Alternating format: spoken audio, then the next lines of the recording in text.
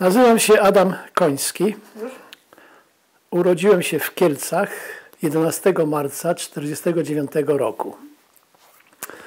Jak już... Nie, to później. W Kielcach mieszkałem do 1969 roku.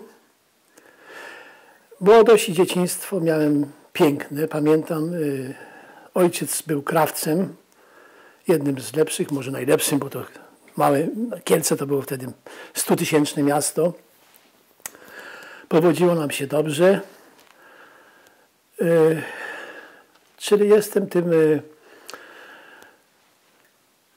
Żydem, Polakiem i Duńczykiem. Powiedzmy w ten sposób, że miałem świadomość od samego początku, że jestem pochodzenia żydowskiego, ponieważ ojciec nigdy nie ukrywał swojego pochodzenia. Był świeckim Żydem. Jak przyjeżdżali znajomi jego czy przyjaciele, to mówił po żydowsku. Czyli już jako dziecko słyszałem, że tu jest coś innego. I to było piękne, bo ta rozmaitość wzbogaca ludzi. Mama była katoliczką, polską katoliczką, która próbowała, mówię próbowała, bo nic z tego katolicyzmu nie zostało dzisiaj, wychować mnie na katolika. Ojciec się nie sprzeciwiał. Nie sprzeciwiał się, bo może z doświadczenia wiedział, że lepiej może być tym Polakiem, katolikiem niż Żydem, tak? No bo stracił, ich było 11. Cała rodzina zginęła podczas okupacji. No i o ojcu teraz może powiem, bo to też jest część moja. Ojciec nie opowiadał mi nigdy. To było za bolesne na pewno, że stracił braci i miał też jedną siostrę. Urodził się w Łukowie w 1914 roku. Tam dziadek Aaron Koński. Koński zawsze było to nazwisko. Oni nazwiska nie zmieniali. Mój ojciec nazywał się Szloma Koński. Imię zmienił po wojnie na Stanisław. No miał zakład krawiecki, no to lepiej było, żeby stało na tym Stanisław Koński, zakład krawiecki, a nie jakiś Szloma Koński. Także, ale jak mówię, moja świadomość była od samego dzieciństwa, że mam pochodzenie żydowskie, ponieważ też ojciec kupował macę, jak było ten Pesach, tak? Mama ją zalewała gorącą wodą, jajka i ja to bardzo lubiałem. To była ta moja żydowskość, plus, że ojciec prenumerował żydowską gazetę z Warszawy i ta przychodziła, no i to też było jakimś świadectwem, że ja nie jestem tylko katolikiem, ale też mam pochodzenie żydowskie. Na kolonie nigdy mnie nie wysyłali, czyli jak były wakacje, to ojciec zamykał zakład, bo to był jego zakład. Jechaliśmy na miesiąc do Szczawnicy lub do Juraty. Także to było piękne. No i to, co było śmieszne, bo jak siedziałem z ojcem w kawiarni, no byłem młody, a tam ktoś przychodzi, ojciec mi to amchu. Żeby się nie mówiło, to Żyd czy nie Żyd, no to amchu. To było takie określenie, że tu ten człowiek to też na pewno jest pochodzenia żydowskiego, bo chyba, nie wiem, amchu to jest takie dyskretnie powiedzenie, że to jest ktoś żydowskiego pochodzenia, tak? I to było takie śmieszne dla mnie. No i miałem piękne dzieciństwo. Mama moja była niestety, mówię niestety, bo sierotą, osierocona jak miała 2 lata. Jej mama przy porodzie następnego dziecka umarła. Czyli moja mamusia, mając 2 lata, została oddana do jakichś ciotek na pewno, coś. I się poniewierała. To było takie ciężkie życie. W 1914 roku, no to co to jej ojciec miał się zajmować małą dziewczynką, czyli poniewierała się. I to chyba na pewno zrobiło u niej, że ona, dla niej Matka Boska, to była ten surogat matki. Dlatego ona, Adasiu, życie to nie bajka, mówiła. Jak ci będzie ciężko, to pomódl się. Z tym, że no wtedy ja to przyjmowałem. No, byłem dzieckiem, no to byłem tym polskim katolikiem i ona mnie wysyłała do kościoła. Oczywiście tam było 2 kroki do kościoła, no to szłem o 6 na to nabożeństwo. Wtedy jeszcze było po łacinie. Stałem tam i fantazjowałem, no patrzę, tu jakaś dziewczyna ma na to coś tego. To były moje no. A jeszcze moja mama mnie wciągnęła, a ja jako dziecko, no to oczywiście, żebym powiedziałem, okej. Była taka staruszka niewidoma, która przychodziła też codziennie do kościoła, a mieszkała dość daleko od kościoła. No i niewidoma, no to trzeba było ją odprowadzić.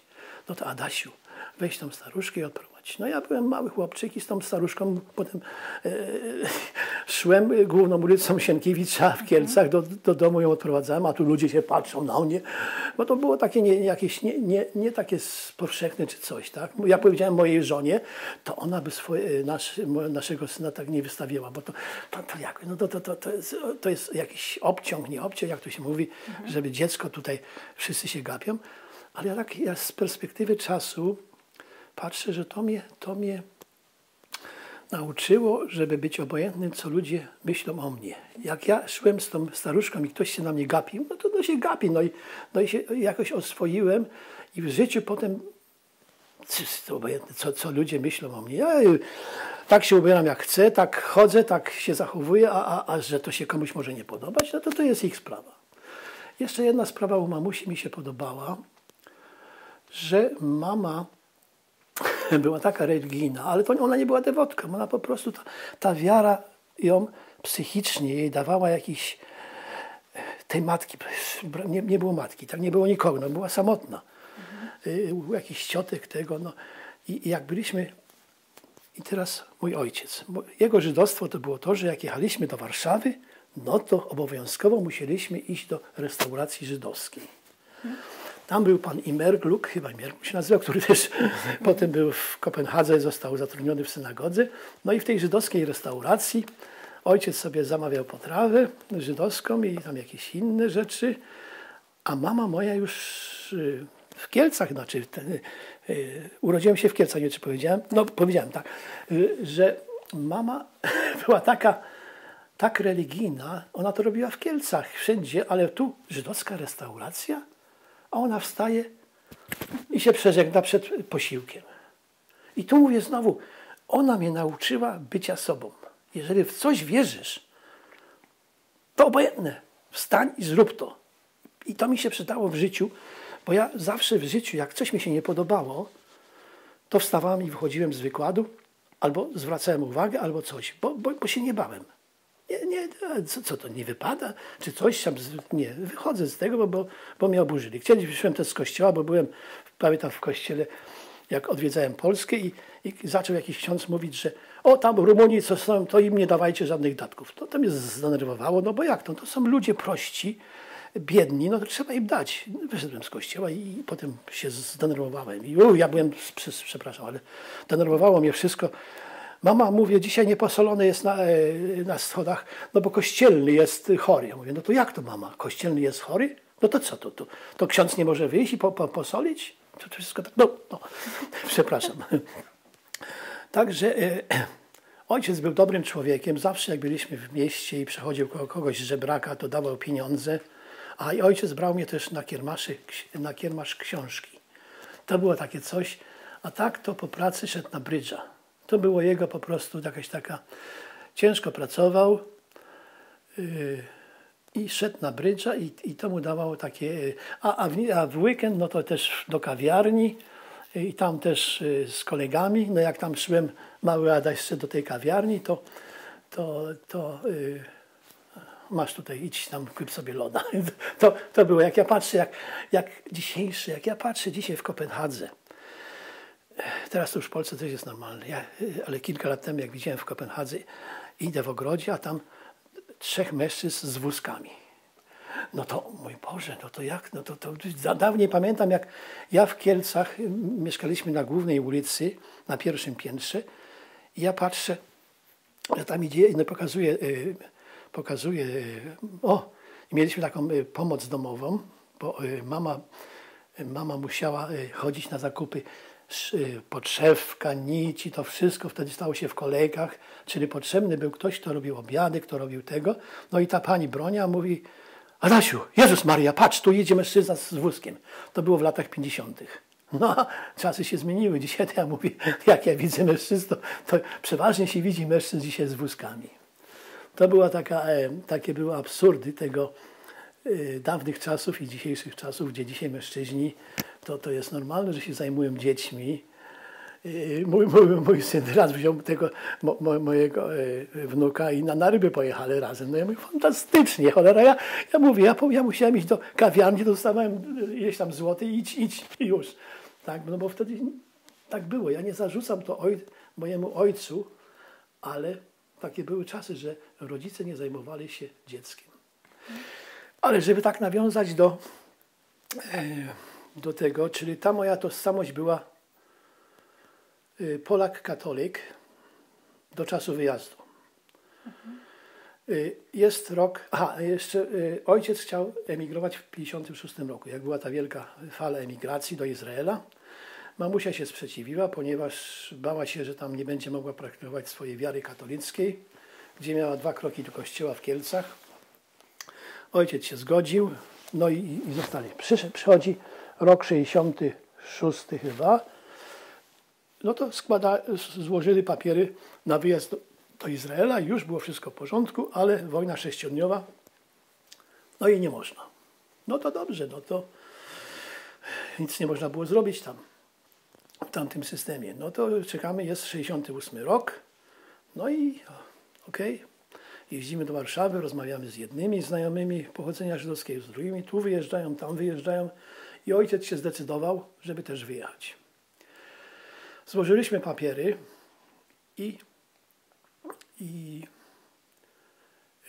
czy już mówiłem, że miałem przyrodnią siostrę, bo moja mama miała z pierwszego małżeństwa córkę, która była ode mnie starsza, Grażyna była starsza 16 lat. I ona też chciałaby wyjechać i szczególnie jej mąż Stefan, który był też bardzo na zachód. No ale myśmy tylko mogli złożyć papiery na emigrację. No i dowiedzieliśmy, że w duńskiej ambasadzie można dostać wizę i ten dokument podróży i tam, jak to się nazywało. No złożyliśmy podanie, to był chyba listopad 69 rok. Już wszystko było w porządku, za 2 tygodnie mamy wyjeżdżać i ojciec mówi: Adam, ja nie wyjeżdżam, ja zostaję. Ja nie będę przerzucał moich korzeni. Ja tu mieszkam już od tylu lat i mój ojciec Aaron i babcia z lata tutaj mieszkali i nie, ja nie wyjeżdżam. I został. A ja się uparłem. Nie, tata, ja wyjeżdżam. Ja nie będę tutaj mieszkał w tym komunizmie, bo ja byłem, u nas grało Radio Wolna Europa, ile tam puszczali to. Ja miałem tą świadomość, że Zachód to nie jest taki parszywy Zachód, gdzie wykorzystują robotników. Tak jak mój kolega z klasy, no to jak była w 60 którymś tam była inwazja na Czechosłowację, no to on oczywiście uważał, że to właściwie, bo on nie wiedział, nie słuchał Radia Wolna Europa. A ja słuchałem Radia Wolna Europa i dlatego ja chciałem wyjechać. Ja się uparłem. Ja mówię: tata, ja wyjeżdżam. No i ojciec się zgodził. Mama też, no to. Czyli wyjechał pan sam? Ja wyjechałem sam. Zawieźli mnie na dworzec gdański. Tam pomachali. Popłakaliśmy, oczywiście. Ale z Kielc państwo przyjechali, tak? Tak, z Kielc. To był nikt, ja byłem ten samotny kowboj, czy jak tam można to określić. Żydów nie było w Polsce, mówię, w Kielcach po pogromie. No, ojciec miał tam 2 znajomych. Jeden pracował chyba w milicji czy coś, też przychodził, był też pochodzenia żydowskiego, no ale tam się wtedy nie afiszowali, nie tego. No i odwieźli mnie na ten dworzec gdański, no i tam 10 grudnia 1969 roku pomachałem do rodziców, no i pojechałem do Berlina, bo to jechał wtedy pociąg do Berlina, tam się zmieniało pociąg i w Berlinie na Kopenhagę. Siedziałem sam w tym przedziale, tam nikogo nie znałem. Na szczęście cała ta odprawa się, bo ludzie opowiadali straszne rzeczy. Znaczy ja byłem o tyle w dobrym tym, że mieliśmy jechać wszyscy, cała trójka. Czyli ojciec zamówił skrzynię dużą, żeby zabrać coś z sobą, tak? No i ja miałem pełno książek, no to te wszystkie książki, tam wszystko to się oddało do tej skrzyni i to się wysłało. Czyli ja miałem tylko bagaż, taki malutki bagaż, co tam było potrzebne, żeby wziąć i tego. I siedziałem w tym pociągu i myślałem i wahałem, ale byłem, i dlatego ja się nie czułem nigdy wygnany. Ja mam dobrą znajomą Sabinę Barala, która napisała książkę Zapiski z wygnania. Ja ją przeczytałem i ja rozumiem, jeżeli ja bym wyjechał z moimi rodzicami i miałbym za nich odpowiedzialność, tak jak Sabina miała odpowiedzialność za rodziców i ci rodzice tracą swój status. Mój tata, przecież on tu nie mógłby być krawcem, nie mógłby mieć, już by poszedł do jakiejś może fabryki czy coś robić, to straciłby status bycia kimś, co mu dawało zadowolenie, tak? No bo ten zawód, przychodzili ludzie, byli zadowoleni z tego, te garnitury, to oj. Także może on dobrze zrobił, że został w tej Polsce. Dobrze zrobił, a ja młody, ja tu przyjechałem na ten dworzec w Kopenhadze, wychodzę, ktoś mi tam powiedział, jak tam przyjedziesz, to zgłoś się do policjanta duńskiego. No to wszedłem do tego, no i dobrze, on mnie mówi, bo tam wtedy przyjeżdżało dużo w tym okresie, bardzo dużo ludzi z Polski. Czyli to było normalne dla policjantów. Zawieźli mnie na komendę milicyjną, tam mnie pokazałem im co jak co, zapisali wszystko tego i zawieźli mnie na ten hotel Skibet. Ten hotel Skibet, który Marian Marzyński nagrał film o tym, to taki był statek, na którym uchodźcy zamiast nie było, tam mieszkali. Ja tam byłem 14 dni. Dużo innych, jak Gabryś, mieszkał w hotelu, ale mnie zakwaterowali na statku Skibet. I to było fantastyczne dla mnie. Ja patrzę, tutaj mieszkam na tym statku, na jakimś, to takie były kajutki, no ale co to dla młodego chłopaka? A tu patrzę, przyjeżdża jakaś kobieta, która sprząta tam na tym statku, ona przyjeżdża Volkswagenem. No to mówię, to jest ten zgniły zachód, gdzie tutaj sprzątaczka z Volkswagenem przyjeżdża, a tu my na tych syrenkach w Polsce to tylko kto miał pieniądze, żeby kupić. Także już to od razu, no i tam było świetnie, dostawaliśmy jakieś drobne na takie wydatki. Był ten, jak się nazywał, no spanie było w tej kajucie, tam miałem jeszcze z takim jednym kolegą, którego nie znałem, poznałem, miły facet był. No i wyżywienie było, czyli co było robić? 14 dni, to chodziłem po mieście. No i tam się nagle był, jak ktoś tam zapraszał, jakieś były chyba zabawy w akademikach. No to poszedłem chyba nawet Bergman, Jurek Bergman, tam patrzę się, bo ja jestem, tak jak mój ojciec, taki człowiek, że się nie boi nawiązywać kontaktów, czyli zawsze tam coś zagadałem tego i już łatwo, bum. No to co, Adam, pójdziesz z nami, tu jest jakaś zabawa w akademiku. No to świetnie, no to dobrze, zobaczę ten akademik. To było tak, że czułem się świetnie w Kopenhadze. Byłem oszczędny, czyli to, co dostawałem to było 20 koron, zdaje się, duńskich wtedy, to zaoszczędziłem, kupiłem sobie radio tranzystorowe. Oj, to dla mnie to było radio tranzystorowe w 1969 roku. Ja pamiętam kiedyś, jak byłem, się pytałem, to mnie, że chciałem studiować w Kasprzaku jako taki radiomechanik, ale rodzice się nie zgodzili i musiałem skończyć gimnazjum. Aha, no to jeszcze tam skończę, że ja skończyłem to gimnazjum i no to trzeba iść na studia, no to do Warszawy na SGPiS. Niestety. Miałem za mało punktów może, bo ojciec prywatna inicjatywa, zakład krawiecki, to nie miałem tych punktów, coś, nie dostałem się na te studia. Następnego roku do Krakowa na Wyższą Szkołę Handlową, czy jak to tam się nazywało, też się nie dostałem. No i akurat przyszedł ten 69 rok, no i wyjechałem, no i tutaj. Czyli nie zdążył Pan zacząć studiów, tak? Nie zdążyłem zacząć. Pracowałem w fabryce w Kielcach, w takiej SHL-ka chyba, to się oni tam robili pralki wtedy w biurze. Aha, i wtedy pojechałem na Węgry, do Budapesztu. To było moje pierwsze wycieczka zagraniczna z pracy. Jechaliśmy, znaczy to było takie, nie to, że ja, tylko ja byłem normalnie tam pracownikiem, tylko cały autobus był pracownicy z tej fabryki.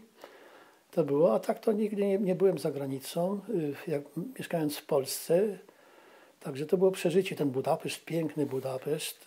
Potem odwiedziłem go z moją żoną, nie pamiętam kiedy, no nieważne. No i znalazłem się w tej Kopenhadze, no i mówię, no chodzę po tych ulicach, ale po 14 dniach Urząd Uchodźców, który się nami opiekował, zwrócił się do mnie, proszę pana, jest tutaj teraz za dużo ludzi, bo przyjeżdżali cały czas ludzie z Polski, polscy Żydzi. I my tu mamy taką grupę i mamy ośrodek uchodźców w Wiborgu. Wiborg to jest takie małe miasteczko, wtedy chyba 25 000 ludzi na Półwyspie Jutlandzkim. I tam pan pojedzie. No ja się zgodziłem, no co ja tu nikogo nie znałem, nic nie traciłem. To mówię, pojadę do tego Wiborga. No i pojechałem do tego Wiborga. Czyli to już było gdzieś tak po Nowym Roku, pamiętam, Nowy Rok spędziłem na tym statku St. Lawrence Skibet. Były jakieś obchody sylwestrowe? Tak, były sylwestrowe obchody. Zrobili nam Sylwestra na statku. Na statku było fajnie, bo byliśmy wszyscy, mieliśmy wszyscy tą samą tożsamość, to samo, tak, że tam już teraz tak dobrze. No było fajnie. No i znajduje się już w Wiborgu, to jest styczeń 1970 rok. No i ten Urząd Uchodźców znajduje mi pracę jako monter, pomocnik montera w sklepie z firankami, w duńskim sklepie z firankami. No i tam, to była taka moja pierwsza praca. Łatwa praca, no jechało się tam z tym monterem Duńczykiem, jechałem do jakichś mieszkań duńskich i zakładaliśmy te firanki. To co za, nie wymaga maszyna do porowania i się robiło, ale stawka była bardzo nędzna. Także po jakimś krótkim czasie Urząd Uchodźców, czy ten opiekun z Urzędu Uchodźców spytał mnie się, czy nie bym chciał pracować w fabryce tekstylnej na 3 zmiany. Miałem 20 lat, no to co to? Od 6 rano do 2, potem od 2 do 10, no i tak w kółko. Jeden tydzień od 6 rano do 2 i tak pracowałem chyba z 2 lata. A zakwaterowanie wtedy jak wyglądało? Jak już zacząłem pracować, to już wynająłem sobie taki pokoik w piwnicy u duńskiej rodziny. Nie było daleko, także było, zresztą chyba już nie wiem, czy miałem rower, nieważne, ale tam się też dobrze czułem u tej rodziny, bo oni tacy mili byli, ja miałem prawie całą piwnicę. No i wtedy zaczęło się całe te moje słodkie życie, bo tu przyjechałem jako prawie dziewiczka, nie dziewiczka z Polski, gdzie w Polsce to trzeba było z dziewczyną zagadać, no jak tego, nie, taka. I przyjeżdżam do Danii, a tu jest wolność seksualna, nie ma żadnych jakichś ograniczeń. Były te tabletki przeciw, jak się nazywa, zajściu w ciąży, pipiro się nazywało. Czyli jak pracowałem, jak wychodziłem, jak się nazywa, jak miałem wieczorem, to szłem do dyskoteki, 20 lat, co się robi, tak, do dyskoteki, no i tam duńskie dziewczyny, ja lubiłem tańczyć, miałem taki, jak Joe Cocker, jak miałem spazmatyk, jak była dobra muzyka, to od razu już wpadałem w trans i dziewczyny to lubiały i miałem to, jak mówię, to przepraszam, ale make love, not war. To było wtedy, to się mówiło, no co, idziemy do mnie czy do ciebie, tak? I to było fantastyczne i to mi się w końcu jakieś po roku chyba znudziło, jakieś było za bardzo. No i poznałem moją przyszłą żonę. No i ja jestem od tego czasu, czyli od 72 roku z nią do dzisiaj. I to było to, miałem się świetnie w Wiborgu, bo to był taki czas beztroski. Aha, tęsknota. Po roku zachwytem, tym zachodem, tym wszystkim, pamiętam jak nawet już w Kopenhadze, jak wyszedłem z dworca, patrzę, jak to pięknie tutaj. Na rowerze listonosz miał takie czerwone te garnitury, znaczy marynareczki czerwone, wszystko tak Tivoli tamtego ładnie wygląda. Wszystko, i to byłem zachwycony jak przyjechałem, ale po roku mija ten zachwyt i zaczyna się normalne życie. Zbliża się grudzień. Ja wychowany przy choince zacząłem tęsknić, a wtedy to nie było łatwe. Dzisiaj ja zazdroszczę emigrantom, dzisiaj to mają internet, WhatsApp czy coś mogą, a wtedy to ja musiałem, już znałem moją dziewczynę, no to spędzałem co roku Wigilię u jej rodziny. Wtedy trzeba było zamówić rozmowę telefoniczną do Polski, bo tak się nie można było dzwonić. To pamiętam, to było tak przykre, że i to szybko. No, wszystko najlepsze z okazji Świąt Bożego Narodzenia, jak tam się czujecie, jak tego, żeby jak najmniej tą linię obciążać. I pamiętam, wtedy wychodziłem, cholera jasna, i płakałem normalnie. Tak tęskniłem. Ale ani chwili nigdy nie pożałowałem, że wyjechałem. Bo miałem się dobrze, ale tęsknota co roku w grudniu, gdzie tu wszystko było, w Polsce nie było tego jeszcze, ale tu było oświetlone lampeczki, wszystkie okna, całe, to jak teraz żona też. I wszystko świetnie, pięknie, a ja mówię nie. Jak był listopad, to było dla mnie wszystko pod górkę. Ja mówię, jak już będzie nowy rok, to ja się już lepiej czuję, to już jest z górki. Bo ja cały ten okres grudnia, to był dla mnie, to się nazywało, jest takie określenie, że nie mogłem sobie znaleźć miejsca. Nie mogłem, ja już na studiach pamiętam, złożyłem też podanie, bo była wymiana między moją ekonomiczną uczelnią a SGPiS-em. No, może mi dadzą paszport. Znaczy mnie odmówili, nie mogłem pojechać z moją klasą, czy z moją, tam było więcej, do SGPiS-u. Jak SGPiS przyjechał do Kopenhagi, no to ja się z nimi zaopiekowałem i pojechałem do Helsingør, gdzie im pokazywałem ten zamek Hamleta. Ale tak to nie mogłem pojechać do Polski. Po jakim czasie pan pierwszy raz pojechał do Polski? I to jest właśnie bardzo przykry też moment. Po 7 latach, jeszcze nawet nie mam obywatelstwa, ale już dobrze żyję z moją żoną. Rodzice odwiedzili mnie jeszcze, odwiedzili mnie chyba po 4 latach. Przyjechali na kilka tam dni, bo wtedy nie było tak łatwo. Zobaczyli, jak ja żyję. No, ale do Polski pojechałem w 1977 roku. Dostaję telegram, ojciec umarł. Mama pisze, ojciec na zawał serca umarł. Miał 63 lata, czyli nie był, ja mam teraz 75, tak? Także no to jest procedura, że się idzie do polskiej ambasady.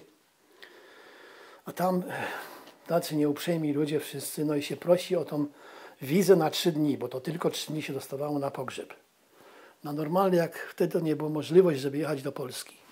Tylko na pogrzeb dawali wizę. No to poszedłem oczywiście, no bo tęskniłem za tą Polską. Tam się wychowałem, to Kielce, te ulice, ta Sienkiewicza, to wszystko inne. To się działy we mnie. No to pojadę, no ale pogrzeb, no ojciec umarł, no trzeba jechać. No to się człowiek, dostałem tą wizę. Na szczęście moja dziewczyna mogła jechać ze mną.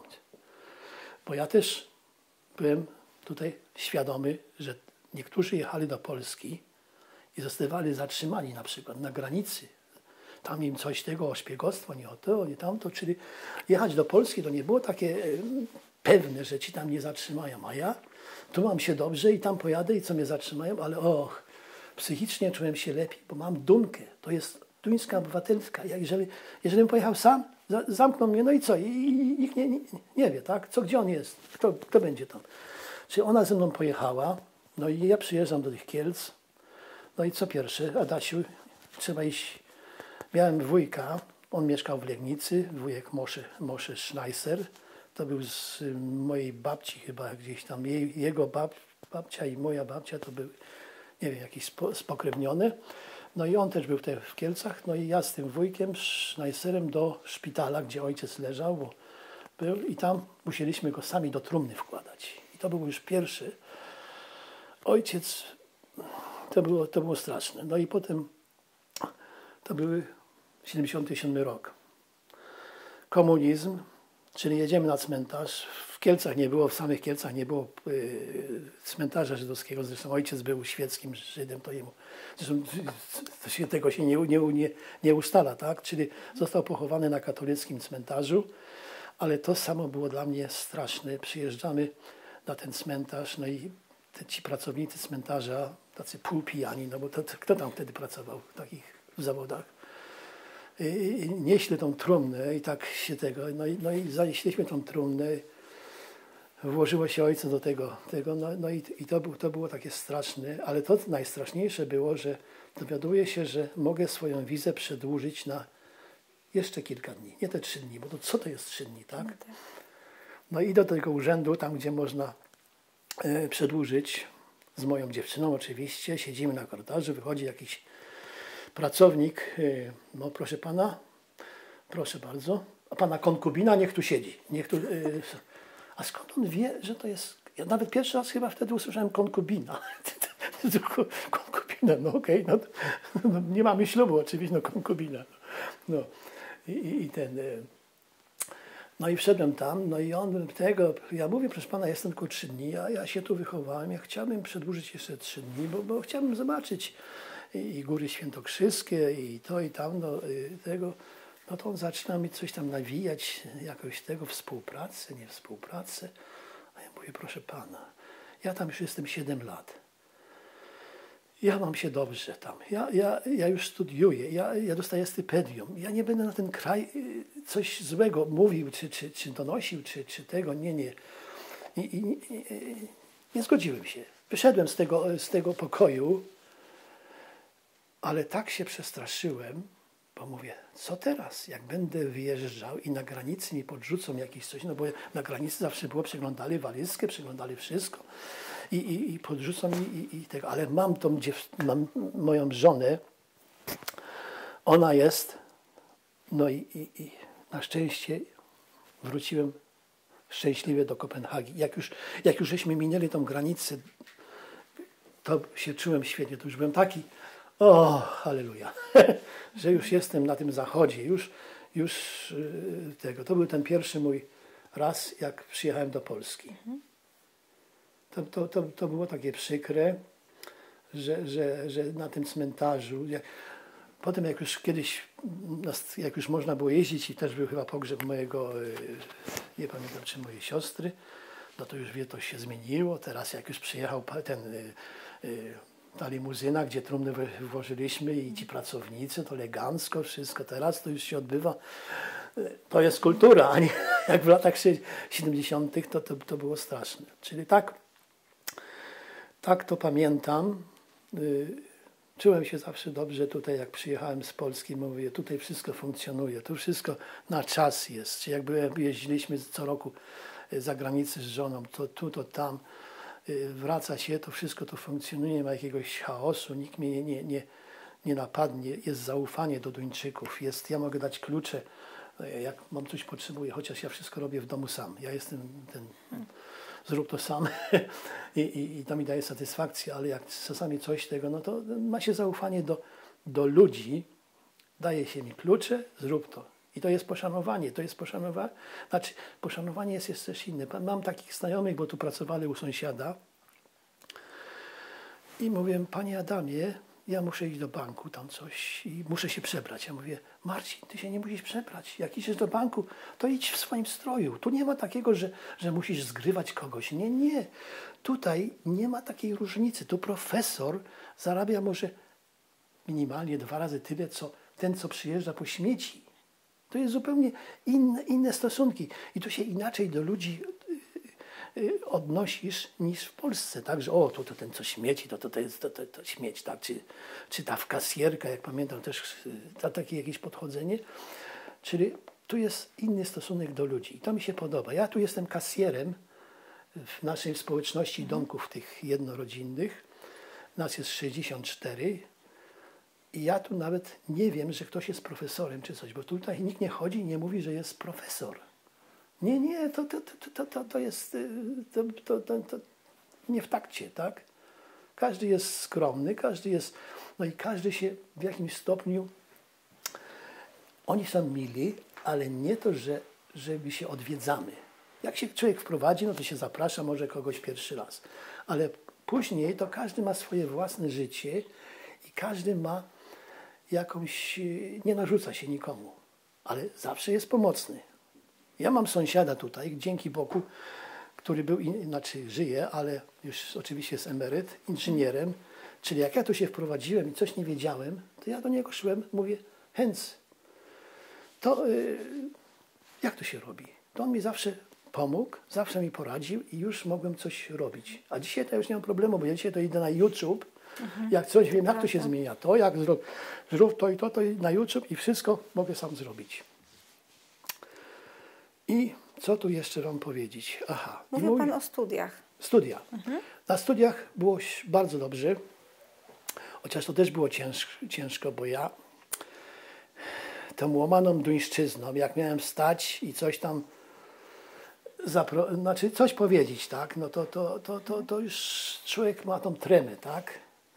A same egzaminy wstępne na przykład, jak to wyglądało?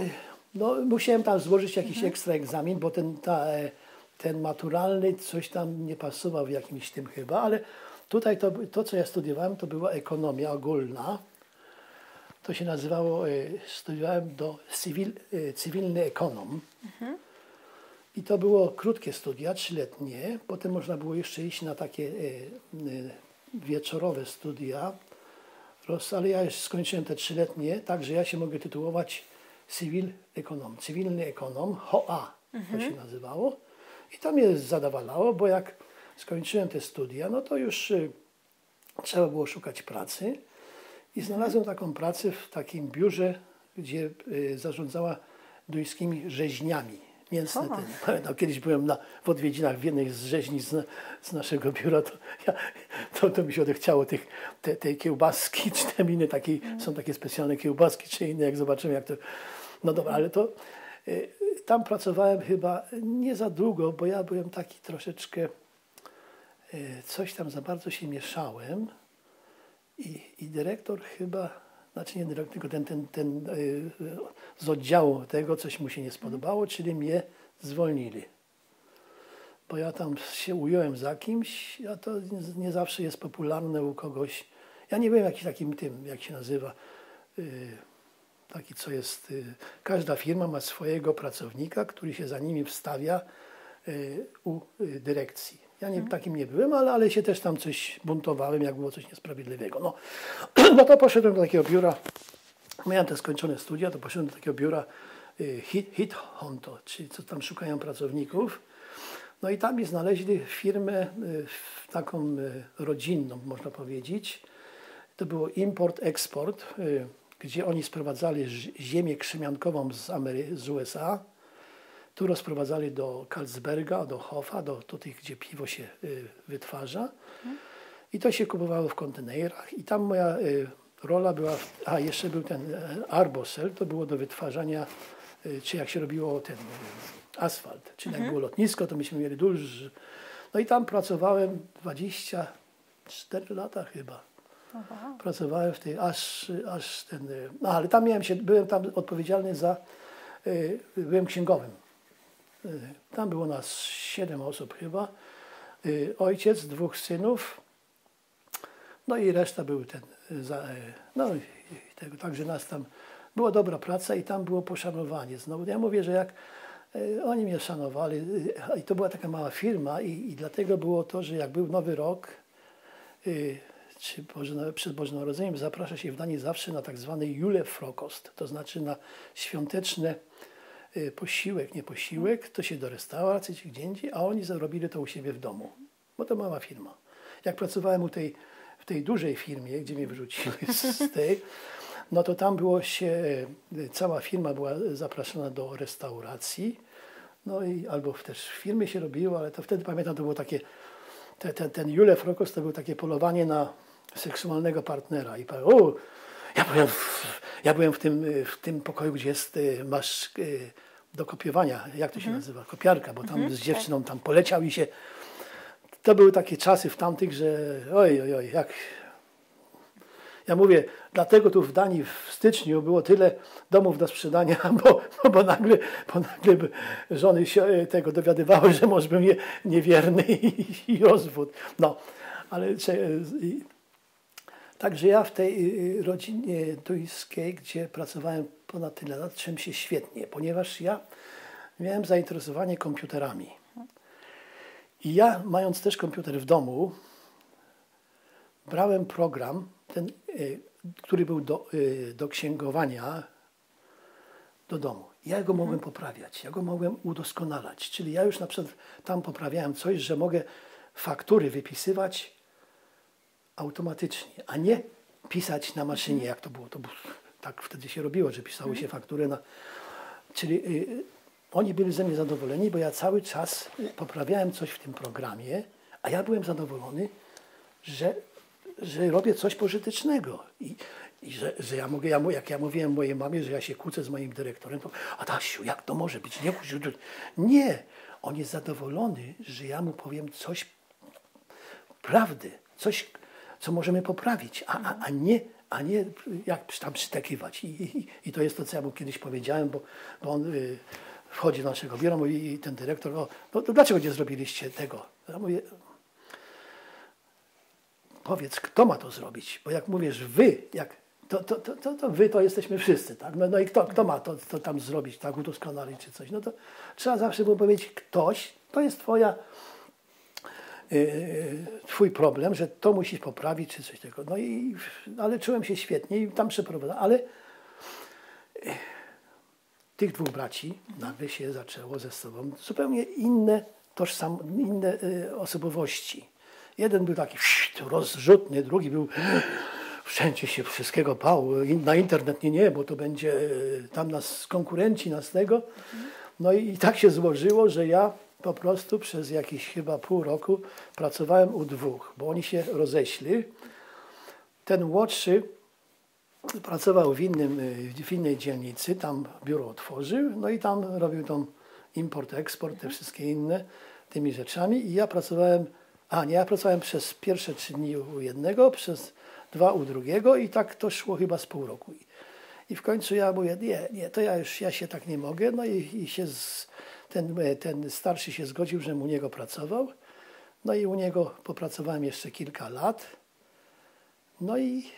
Ale też już, ja to nazywam, była zmęczenie metalu, czy coś takiego, że będąc tyle lat z tymi samymi ludźmi, z ojcem nigdy nie miałem problemu, ale z tymi braćmi to trochę było coś takiego, nie tego, chociaż zawsze żeśmy chodzili na te wspólne przyjęcia i to było w fantastycznych miejscach, się chodziło później nie tylko do domu, ale do jakichś takich ekskluzywnych restauracji, gdzieśmy nie byli.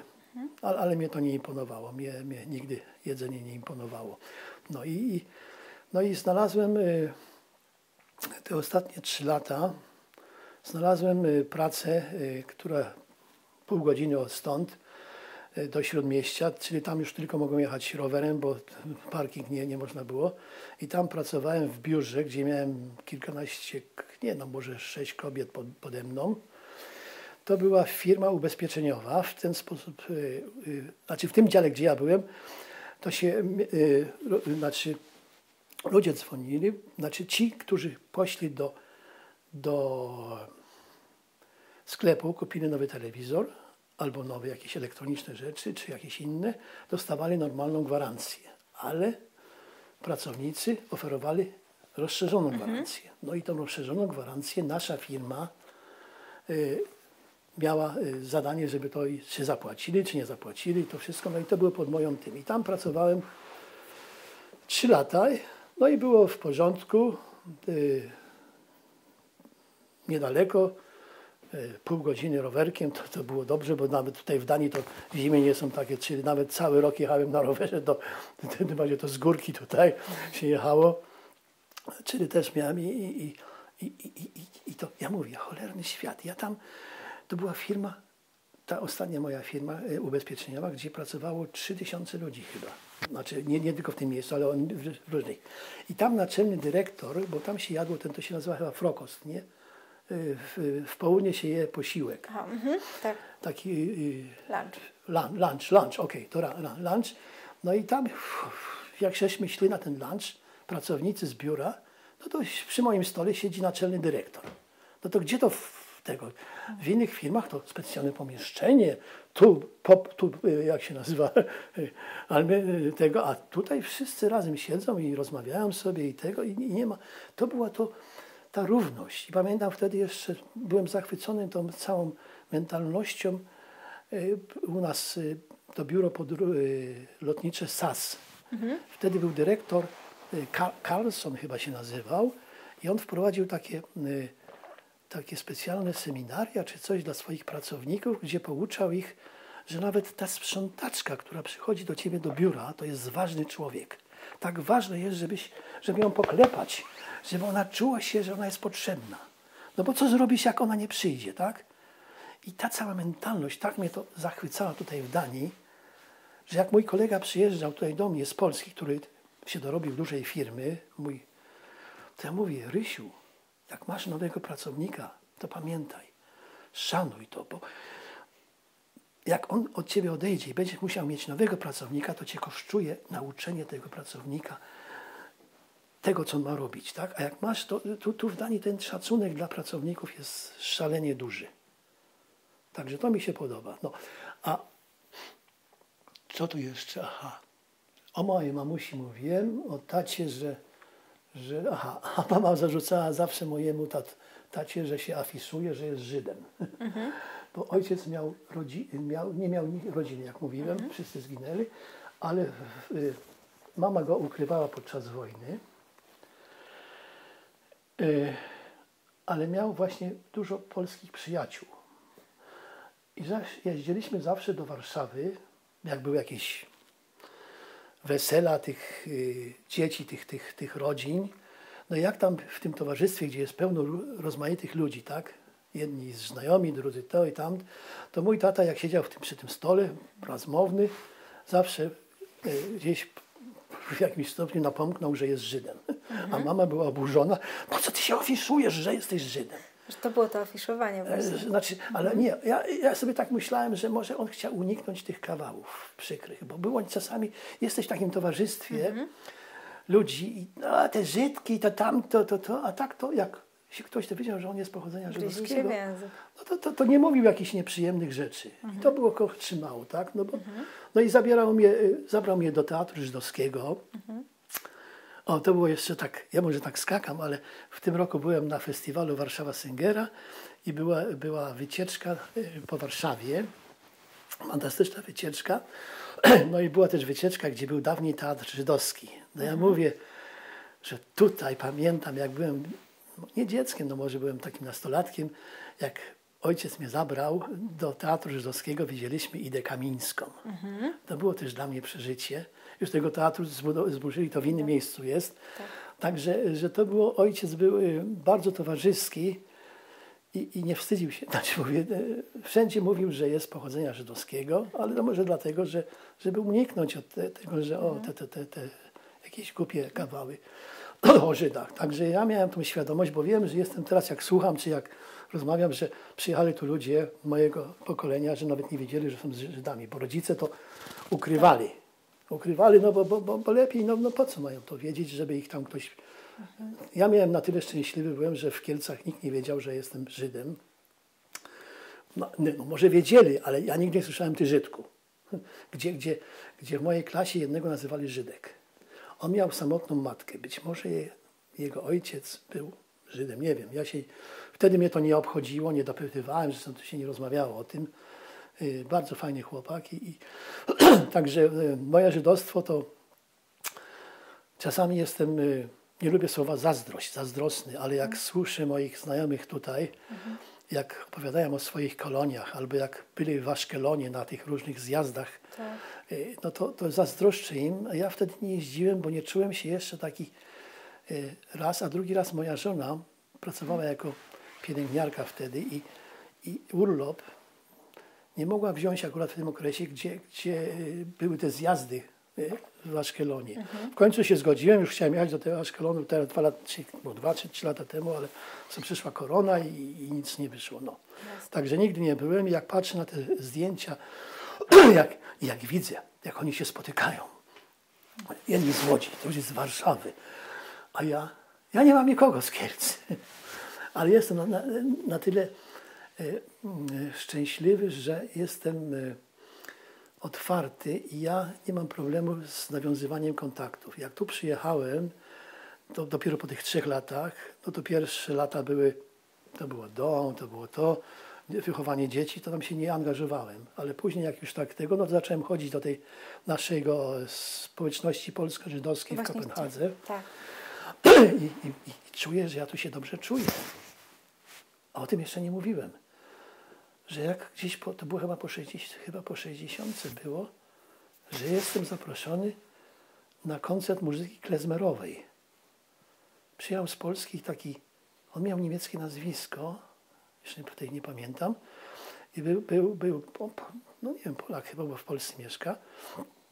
I idę w tym kościele, Ewa Maria Jensen, też jedna z naszych marcowych emigrantek, ona była organistką w kościele, też z mieszanego małżeństwa. I jestem na tym koncercie muzyki klezmerowej, słucham i płaczę. I pytam sam siebie, skąd ojciec nigdy mnie nie jakoś tak indoktrynował, czy mówił, Adam. Nie, on mówił, bądź człowiekiem. Jak chyba jego ostatnie słowa na dworcu gdańskim to mówi, trzymaj się z daleka od religii i od polityki. To było jego takie przesłanie. I ja tutaj słucham tej muzyki klezmerowej i pytam się, masowsze, wychowałem się na tym, to mi nic nie mówi. Klezmerowa muzyka ja nie znałem. Znaczy słyszałem oczywiście wcześniej, ale tu słucham tego i łzy mi z oczu. Potem oglądam jakiś teatr w telewizji, gdzie się jest o duńskiej, żydowskiej rodzinie. I czuję, że ja tu się dobrze czuję. No i jak jestem w synagodze, nie na nabożeństwach, bo ja nie mam tego, jestem areligijny, nie tego, ale jak tam jestem, to czuję się, że czuję się dobrze, że czuję się świetnie. A jak byłem w kościele katolickim, bo przyjechała rodzina z Polski na ślub mojego syna, to musiałem z nimi iść, nie była niedziela, do kościoła i widzę to rozmowę tych mojego tego, proszę księdza, to taka jak to jest takie określenie jak na wsi, że ci wszyscy przychodzą do szlachcica i z takim tym do tego księdza, takie wielkie, to ja mówię, mój Boże, księdza. Ksiądz Lemański, to dla mnie to jest ksiądz, który jest fantastycznym ksiądzem, sam sobie gotuje, sam mieszka i nie tak jak ci inni. A tutaj także nie. To tam się czuję i jeszcze jedno pamiętam, jak zacząłem moja świadomość żydowska się zaczęła budzić, to zacząłem też chodzić na Sylwestry do naszej tej i ja się czuję świetnie. Ja tam może znam 2 ludzi, 3 ludzi, ale wiem, że mamy coś wspólnego. Wspólną tęsknotę, wspólne jakieś rodziców, którzy też mieli tą polskie gehennę czy coś, to mamy wspólne, ja tam się świetnie czuję w tej naszej społeczności, a dzisiaj jak ktoś się mnie spyta, mówię, wtedy znałem tylko 3 osoby, a dzisiaj to może się spytać, kogo ja nie znam, bo ja, tym bardziej jak ja teraz filmuję, no to ja to puszczam, teraz też ten, co dzwoni, mówi, ale fantastycznie, ty to wysłałeś teraz, bo ja nagle mnie natchnęło, ja byłem na tych 55. rocznicy przybycia naszej emigracji do Danii, nagrałem to, zrobiłem zdjęcia i to rozesłałem. I zanim to rozesłałem, to pomyślałem sobie, a przecież ja to już nagrywałem, jak była 40. rocznica. To 15 lat temu. Byśmy już zapomnieli. No to dołączę to, bo to wszystko na YouTube jest, czy na Google Pictures. To dołączyłem i w tym e-mailu, co jest rozsyłany do społeczności naszych emigrantów polsko-żydowskich i też teraz duńskich, bo to wszystko jest pisane po duńsku, bo to Duńczycy też przychodzą. I ludzie są zadowoleni, bo patrzą nagle, jak wyglądali 10-15 lat temu, tak? Czyli ja tam się mam dobrze i to mi daje jakąś taką satysfakcję, że ktoś jest zadowolony. Tym bardziej jeszcze teraz. Teraz, gdzie w dalszym ciągu już malutka część pokolenia naszych rodziców żyje, którzy już nie przychodzą na te spotkania, czy na Sylwestra, czy na inne, to jak ja wysyłam ten e-mail, to mówię, Panie Adamie, jak to dobrze, że ja mogę sobie zobaczyć, bo ja nie mogłem przyjść, albo ktoś był chory. I to mi daje jakąś taką chęć, żeby filmować, bo to kosztuje potem troszeczkę czasu redagowanie tego wszystkiego. Ale to ludzie są zadowoleni i to zostaje, szczególnie to filmowanie. No i widzę, że patrzę na YouTube, ile już wyświetleń, no tyle wyświetleń. Hej, to był taki duński piosenkarz fantastyczny, Kim Larsen. No i umarł też wcześniej na raka. No i ja poszedłem, bo było takie pożegnanie z nim. Taki był pochód Duńczyków. No i ja mówię, to też sfilmuję. Sfilmowałem to i to jest mój rekord na YouTube, gdzie mam chyba 14 000 wyświetleń. A to dla mnie to jest. A tak to filmuję wszystko. Śliwki, taka grupa też tu odwiedziła nas, też sfilmowałem. Coś co roku jest. No i tu też powiem coś pozytywnego, że myśmy tu przyjechali. Ja nie będę mówił, czy duńscy Żydzi chcieli, czy nie chcieli. Duńczycy nas przyjęli. Bardzo miło. I co roku w Kopenhadze jest Festiwal Kultury Żydowskiej. I ten festiwal organizuje Jakub Zylber z Łodzi. On ma żonę Dunkę, Żydówkę. I dzięki właśnie tym polskim, bo on przyjechał tutaj, tym polskim Żydom tu w Danii, to duńskie społeczeństwo, które też jest, jak się rozcieńcza czy coś, no bo dzieci się też żenią z nieżydami, tak, to nie jest tak jak dawniej, to tylko Żyd. Teraz to, czyli my podbudowaliśmy tą duńsko-żydowską społeczność. Co roku festiwal kultury żydowskiej, który trwa kilka dni, na którym przychodzi dużo ludzi. Zapraszani są pełno różnych prelegentów, są różne koncerty, nie koncerty. W synagodze przychodzi koncerty, a w tych salach innych to są wykłady. Czy tańce, czy się tańczy tango, czy jakieś inne. To jest świetne, że tam przychodzimy, spotykamy się, bo to jest w czerwcu, piękna pogoda i widzimy się i czujemy się, że mamy jakąś wspólnotę. I tu jeszcze ja jestem taki, jak się nazywa, reklamuję Facebook. Jak się Facebook pokazał kupę lat temu, to co to Facebook? Co to jest Facebook? Ale coś tam, jak ja jestem zawsze taki ciekawski, zaciekawiłem się tym Facebookiem. No i tak sobie pomyślałem, cholera jasna, może... No ja tu mam tą taką, wtedy to miałem taką właśnie tożsamość polsko-żydowska.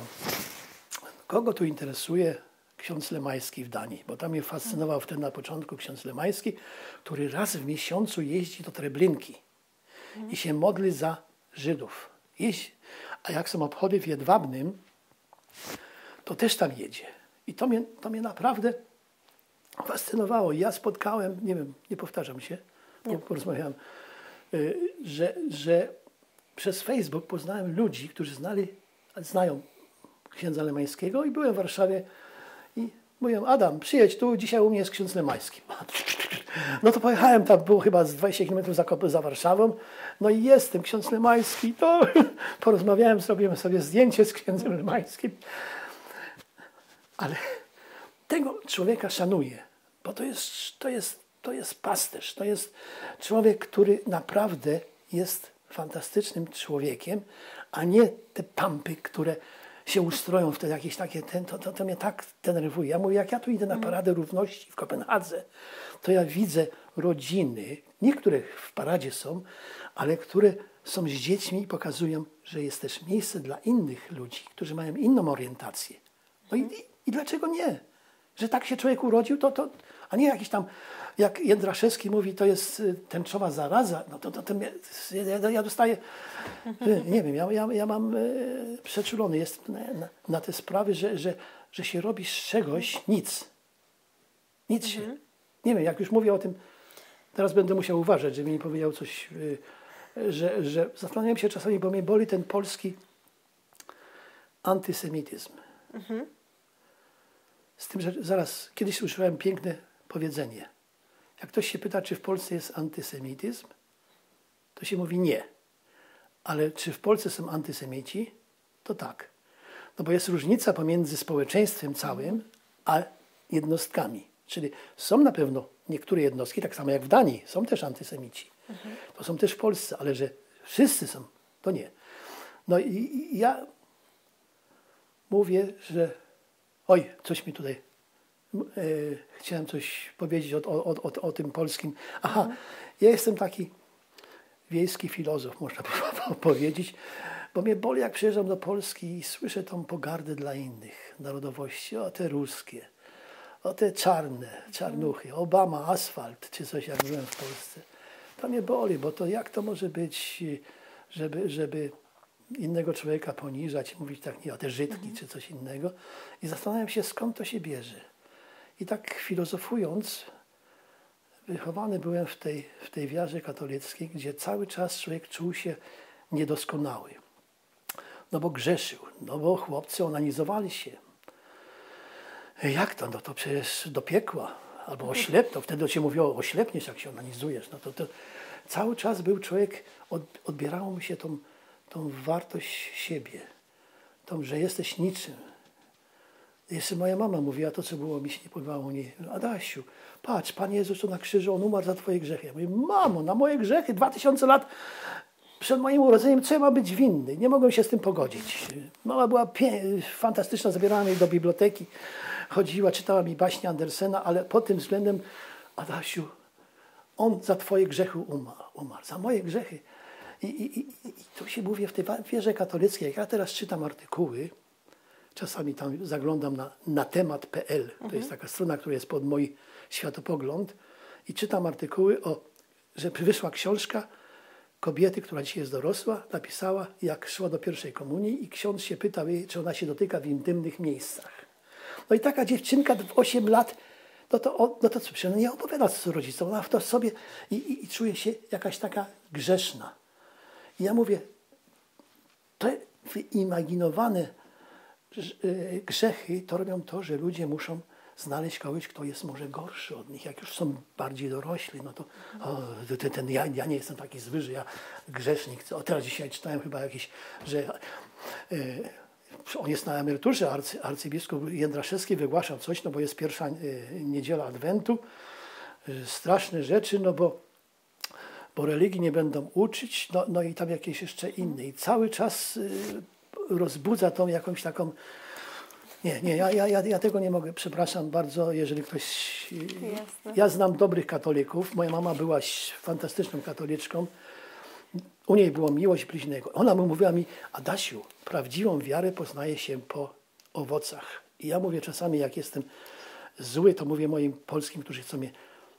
Ja mam ten przywilej, że ja mieszkam od ponad 50 lat w Danii i ja mogę porównywać wiarę protestancką z wiarą katolicką. I ta wiara katolicka to mnie wcale nie zachwyca, bo ja tu nie widzę jakichś tych owoców wiary katolickiej, że jesteśmy miłość bliźniego jak siebie samego. Ale to znowu jest właśnie to, co mówiłem przedtem, że jeżeli się samemu siebie nie miłuje, no to nie można tej miłości dać komuś innemu.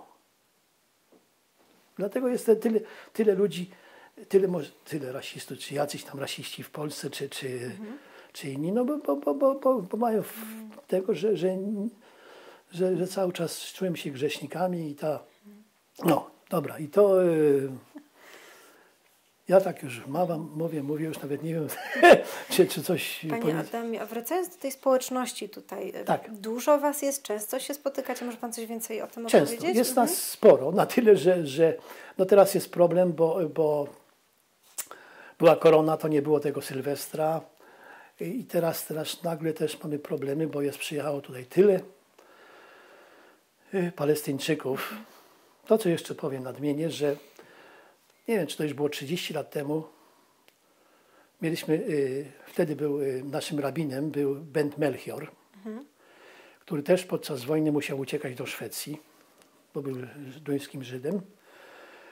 I ci Palestyńczycy dzisiaj chodzą i demonstrują i krzyczą niesamowite rzeczy. Także my musimy uważać. Szkoła żydowska tutaj jest cały czas pod obstawą, tam żołnierze stoją, przy synagodze cały czas żołnierze stoją. I to od początku wojny teraz, tak? Nie, to już chyba od początku, to się zaczęło od tego, jak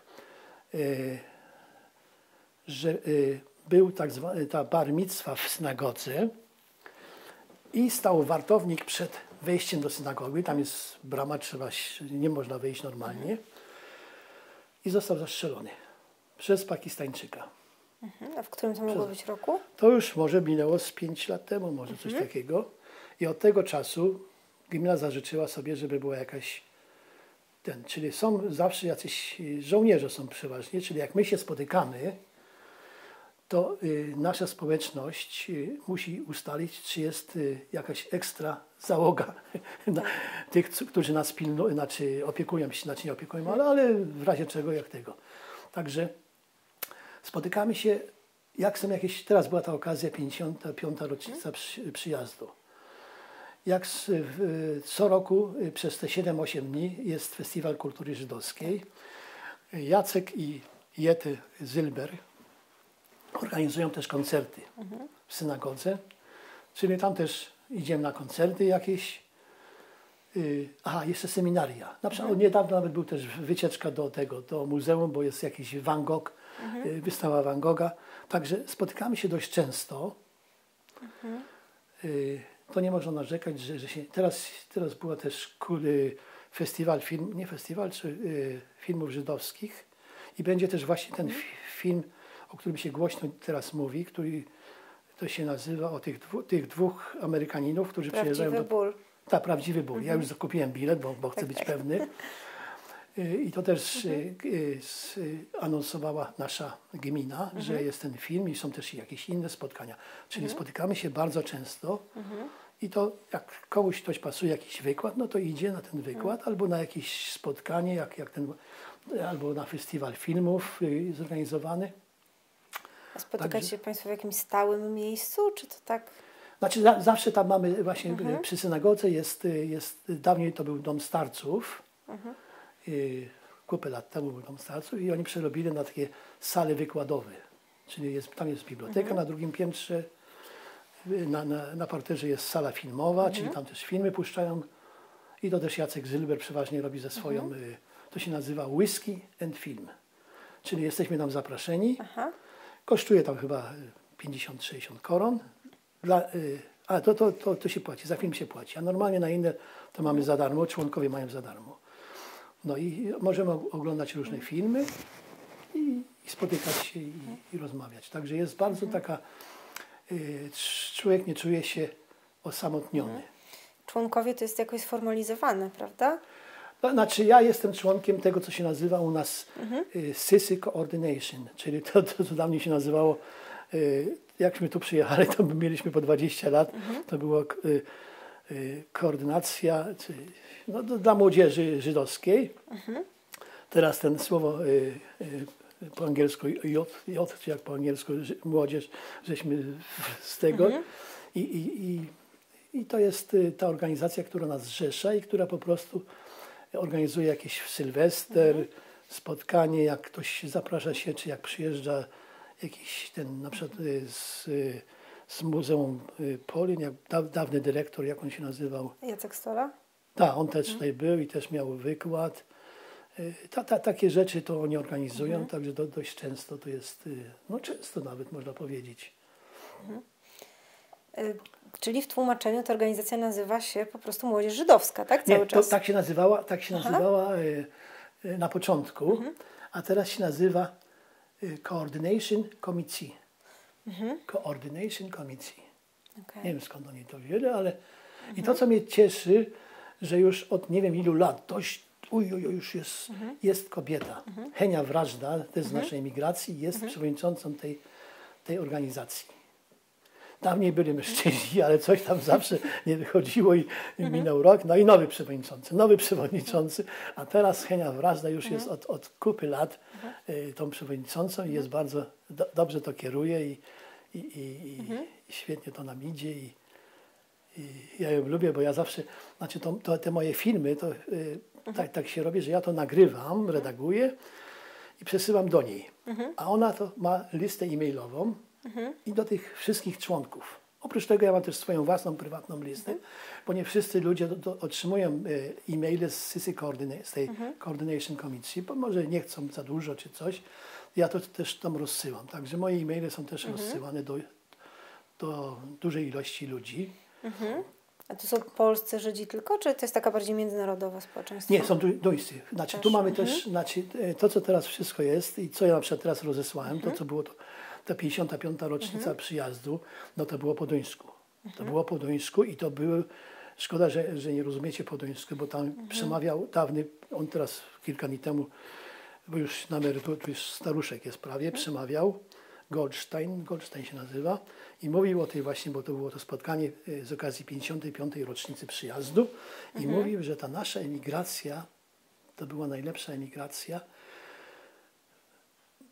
Można być dumnym. Jak myśmy słuchali słuchając jego, że tu przyjechali ludzie, pokończyli studia, to nie ma problemu. Nikt nie ma jakichś kryminalistów. A jak ja słyszę z tych emigracji palestyńskiej, to nie pamiętam, ile ludzi siedzi w więzieniu. No tak. No to jest... Ja sam byłem, ja pamiętam, nie mówiłem o tym, ale właśnie nasz rabin, bo mówiłem coś o rabinie, jak oni tu przyjechali Palestyńczycy, to oni się tutaj zablokowali w jakimś duńskim kościele, bo nie mogli dostać azylu. To było 30 lat temu, może więcej, nie pamiętam, trudno już tak dawno. I rabin się za nimi wstawił. I ja mówię, cholerny świat. Jeden z potomków tych, co dostali azyl, bo dostali w końcu azyl, bo się rabin, i nie tylko rabin, oczywiście inni, zastrzelił tego wartownika przy synagodze. Młody człowiek, fantastyczny, młody. I nie tylko jego zastrzelił, też jakiegoś innego Duńczyka, który tam krytykował te jak się nazywa, rysunki Mohameda, bo to była taka afera w Danii, że rysownik duński narysował Mohameda, a to było tak, że to jest takie troszeczkę, tak, że my mamy w tej chwili, żyjemy troszeczkę musimy uważać, bo nigdy nie wiadomo, czy tam jakiś wariat nie pobije, nie będzie krzyczał, nie będzie... I byłem taki dumny, bo teraz też filmowałem, to też nagrałem i to wysłałem na zrobiłem 2 wersje, jedną dla zagranicy, gdzie nie ma przemówień po duńsku, to mogę wysłać do was, bo to fajna jest. To było 7 października. 7 październik to jest data, która w Izraelu napadł na...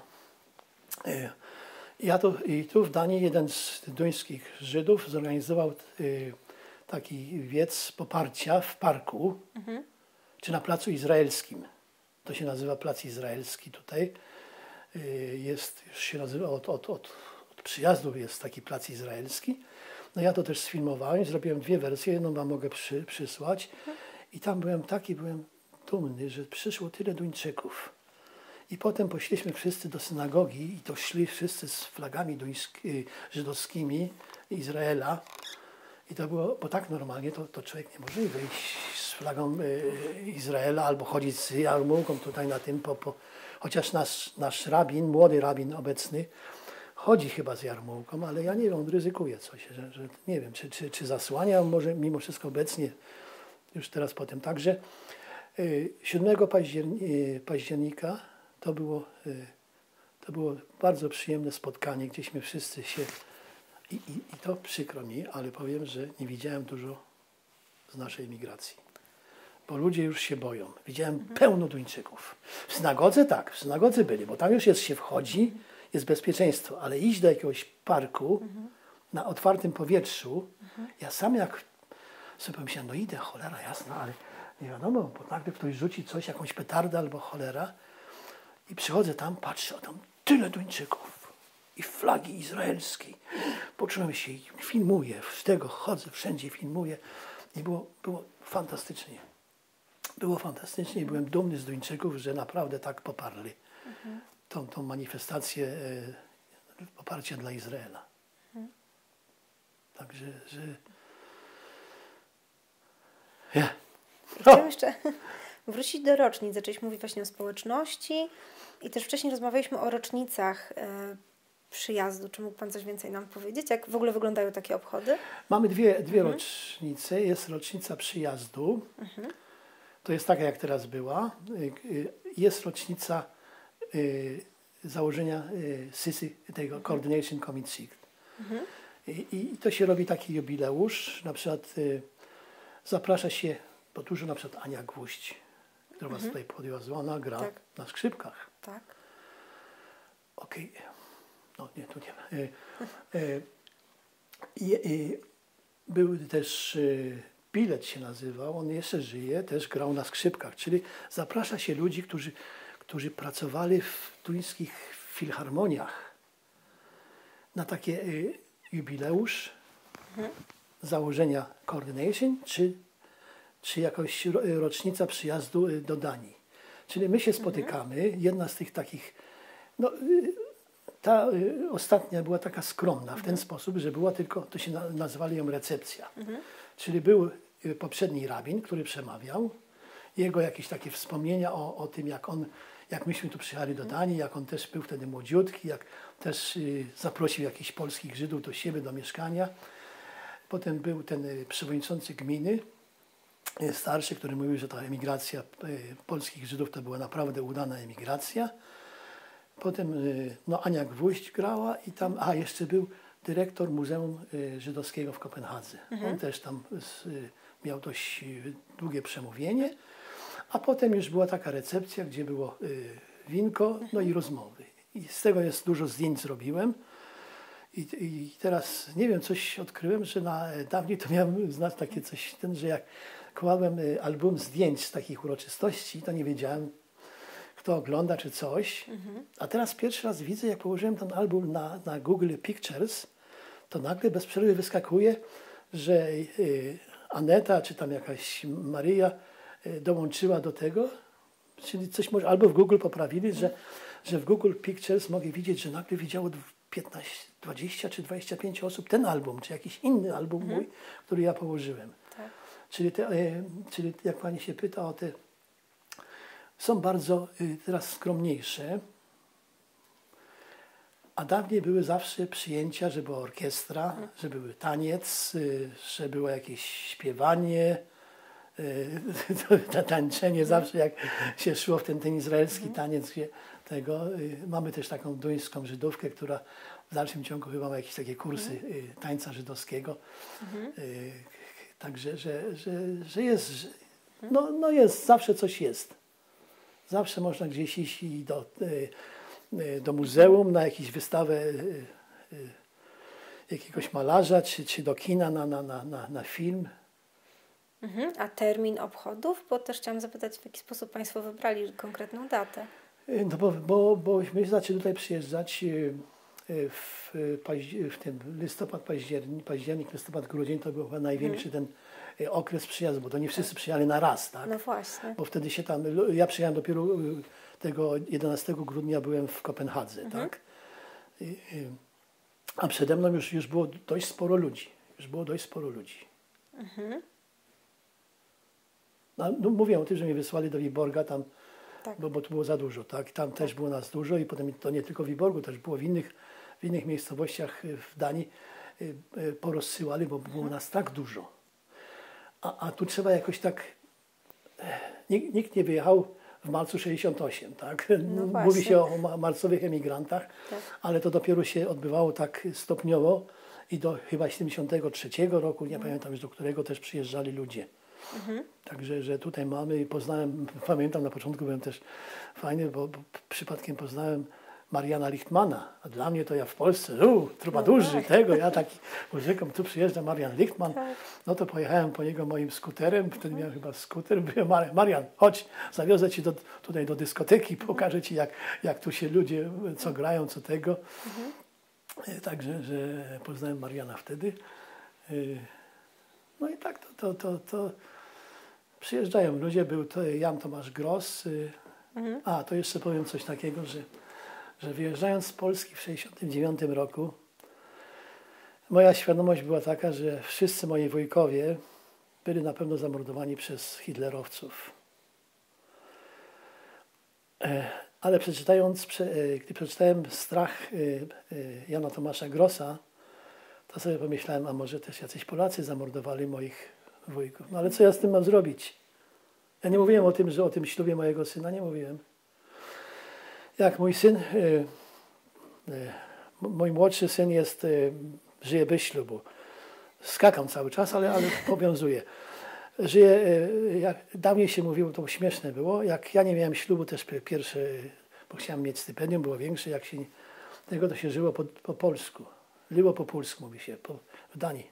Już teraz może tak dużo nie, ale dawniej mówiło się, jeżeli ktoś nie miał ślubu, to się żyjesz po polsku.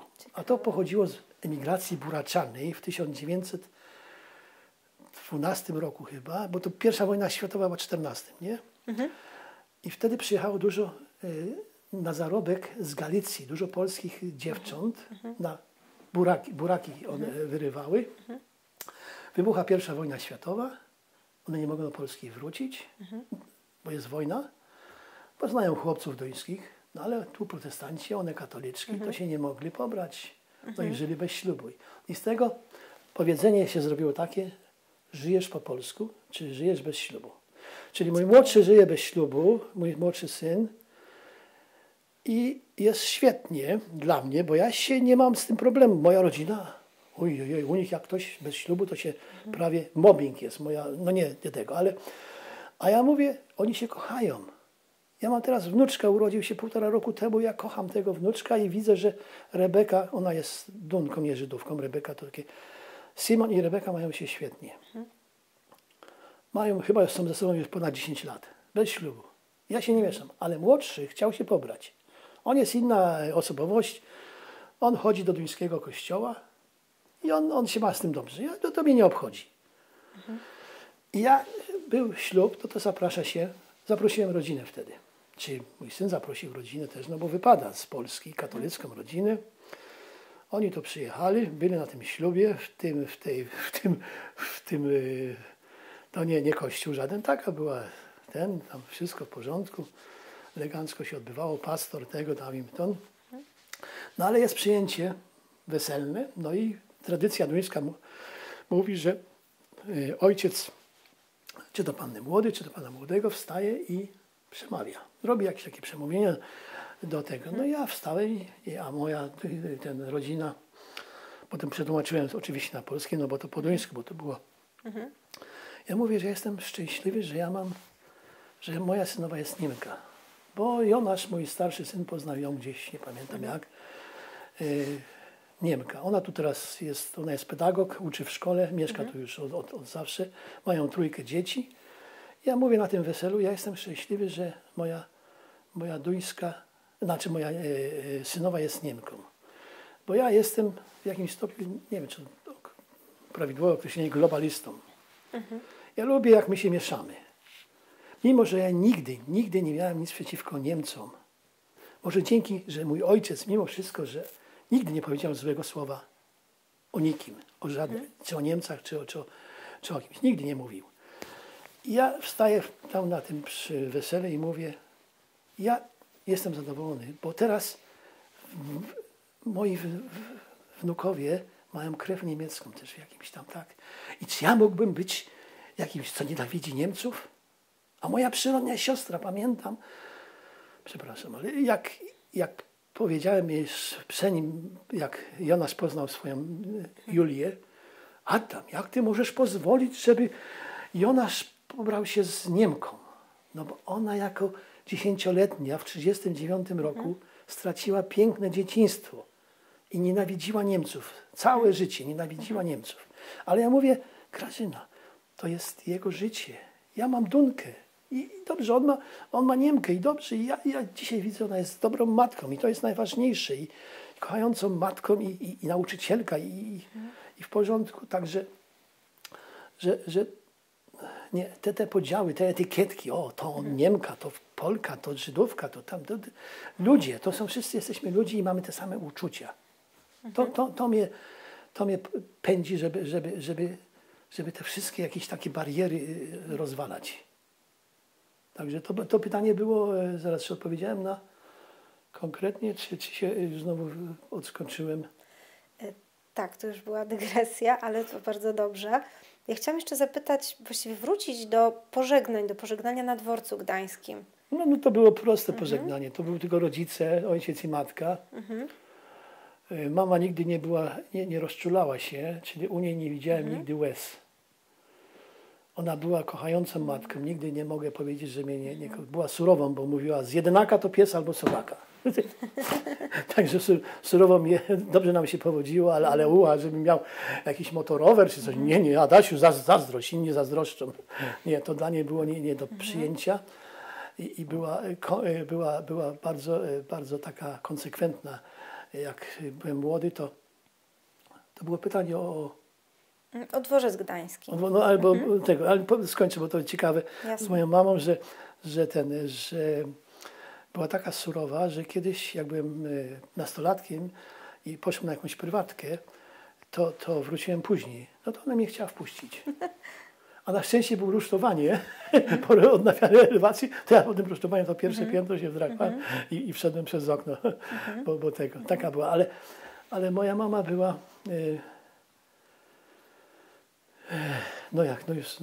to pytanie było O pożegnanie z rodzicami. Właśnie, pożegnanie z rodzicami. No, dlatego powiedziałem, bo mama nigdy nie miała łez w oczach, ale mnie kochała, mimo że jak powiedziałem, teraz właśnie była surowa. Ojciec był bardziej do łez, że on to samo jak już wtedy mnie odwiedzili, pamiętam, po 4 czy 3-4 latach i też ich żegnałem, to też ojciec miał łzy w oczach, gdzie mama, oczywiście przytulaliśmy się, to wszystko, to w porządku, ale to pożegnanie było takie, że przyjechaliśmy na dworzec gdański. No i tam chyba widziałem tam jeszcze jakąś 2 osoby, bo akurat tego dnia może nie wyjeżdżało dużo, ale jak widzę te zdjęcia z innych, gdzie wszyscy żegnają, to nie. To u mnie to było proste, gdzie w wagonie siedziałem sam, gdzie machałem przez okno rodzicom, no i bye bye. A odprawa tam na tym dworcu, jakoś tak formalności, chciałam o to zapytać. Nie, to na granicy było. Na granicy nie. To było, ja nie miałem nic specjalnego, bo ja miałem to, że to poszło skrzynią, bo rodzice zamówili skrzynię dla całej rodziny, ale trzeba było ją wykorzystać. No to także nie. To nie było problemem, że przecież odprawa celna zobaczyli, co miałem w tej walizce i było w porządku. No i w Berlinie też tak się, bo to był Berlin Wschodni, pamiętam, czułem się nieswojo, ale zmieniłem ten pociąg i wsiadłem do Kopenhagi, no i już. I to, co mnie pamiętam, przyjeżdżam, już jestem w Danii, a tu wszędzie piękne światełeczka, bo to był też grudzień tego, patrzę, a w Polsce nie było tak, a tu to oświetlone pięknie. To było takie dziwne dla mnie, ale przyjechałem. Czyli dworzec nie był takim przykrym. Nie siedziałem, nie płakałem, byłem otwarty, byłem ciekawy życia i nawet ja nie byłem jakiś taki, mówię, cholera, ja wjeżdżam z tego, ja nie mogę znieść tych akademii, bo była ta rocznica Związku Radzieckiego, czy coś, to się w szkołach, czy te innych, czy w szkołach, czy w pracy, ja nie mogę, ja wyjeżdżam, obojętnie, czy będę zamiatał ulicę, to będę wolnym człowiekiem. I tu byłem wolnym, i tu mogłem głosować na socjaldemokrację. Chyba na tą głosowałem na samym początku. Potem się trochę przesuwałem, głosowałem na jedną, która popierała uchodźców i byłem tym, kim chciałem być. I nie było problemu, tak? Byłem sam sobą i wszystko, co osiągnąłem, to osiągnąłem dzięki sobie. Czasami byłem może zazdrosny, bo byłem sam i byłem u kolegów, a tu rodzice im pomagają, to w tym i w tamtym, a ja co? Ja nie mogłem. Co ja mogłem, tak? Sam musiałem tego, no ale miałem, to było dobre, że mimo, że dorabiałem jako taksówkarz i jako pomoc domowa w lecie, że chodziłem do starszych ludzi i tam sprzątałem. Czasami musiałem, nie wiem, mówiłem, obmyć kobietę, która zrobiła kupę, ale to było tylko raz. To było tylko w lecie, bo wtedy miałem więcej czasu i byłem zatrudniony w takim urzędzie opieki socjalnej czy coś, gdzie oni wysyłali, idź tu na tą ulicę, tam trzeba odkurzyć, zrobić to, może troszeczkę porozmawiać. W czasie studiów? To tak, to w czasie studiów. To w czasie studiów.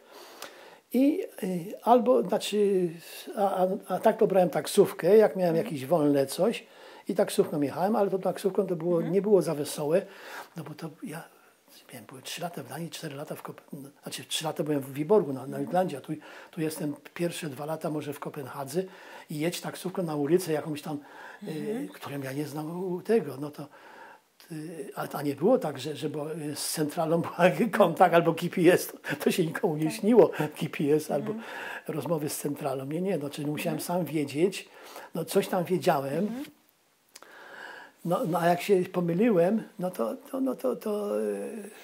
to może niektórzy podejrzewali mnie, że może jedzie okrążną drogą, żebym mu nabił ten licznik, bo ja dostawałem tylko chyba 50% z licznika, tak, resztę był ten, co wynajmował taksówkę.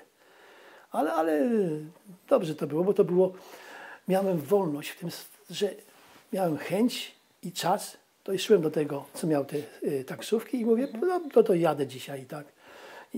Bo już z tym to było związane, że się związałem na miesiąc i chodziłem po starszych ludziach. Ale było o tyle, że była dobra pensja i mogłem jechać co roku na wakacje z moją żoną, która wtedy już też pracowała, bo ja ją porwałem, znaczy nie porwałem, ale ja ją poznałem w Wiborgu, tak? Po tych 3 latach ten Wiborg mi się znudził, bo to malutkie miasteczko, no i chciałem studiować. Mówię, no to trzeba się do Kopenhagi przenieść. Tak. I mówię, Line, ona się nazywa po polsku chyba Helena, ale po duńsku jest takie nazwisko, imię. Chcesz jechać ze mną? Bo ja się wyprowadzam. No tak.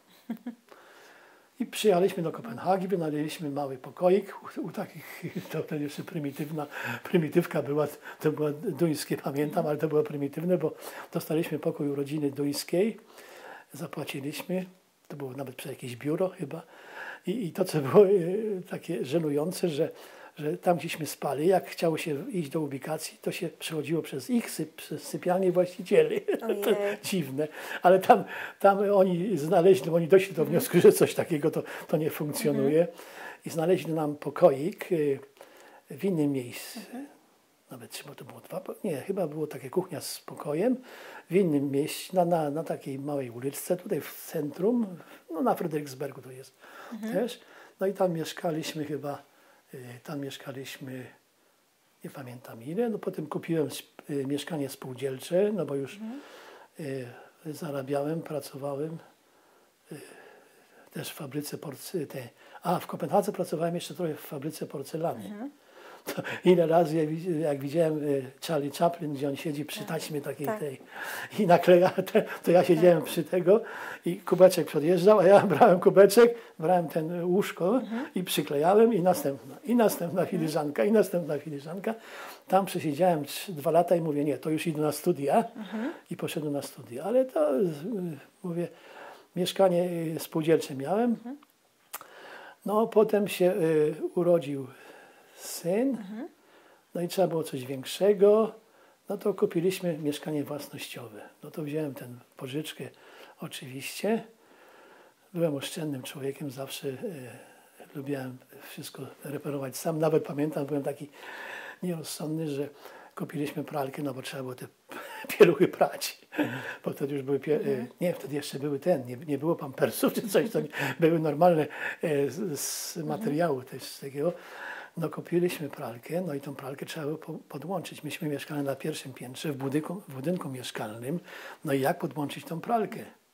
No ale ja poszedłem do takiego sklepu, patrzę, tam są też takie specjalne, że można kupić taki specjalny metal, na rurę się ją zakłada, przykręca ją, ściska ją się i się otwiera, i można borować to i szybko się wkręca coś. I to zrobiłem i to mi się udało, no bo zamknąć wodę w całej kamienicy, to była chyba 4-piętrowa kamienica, to nie jest ten.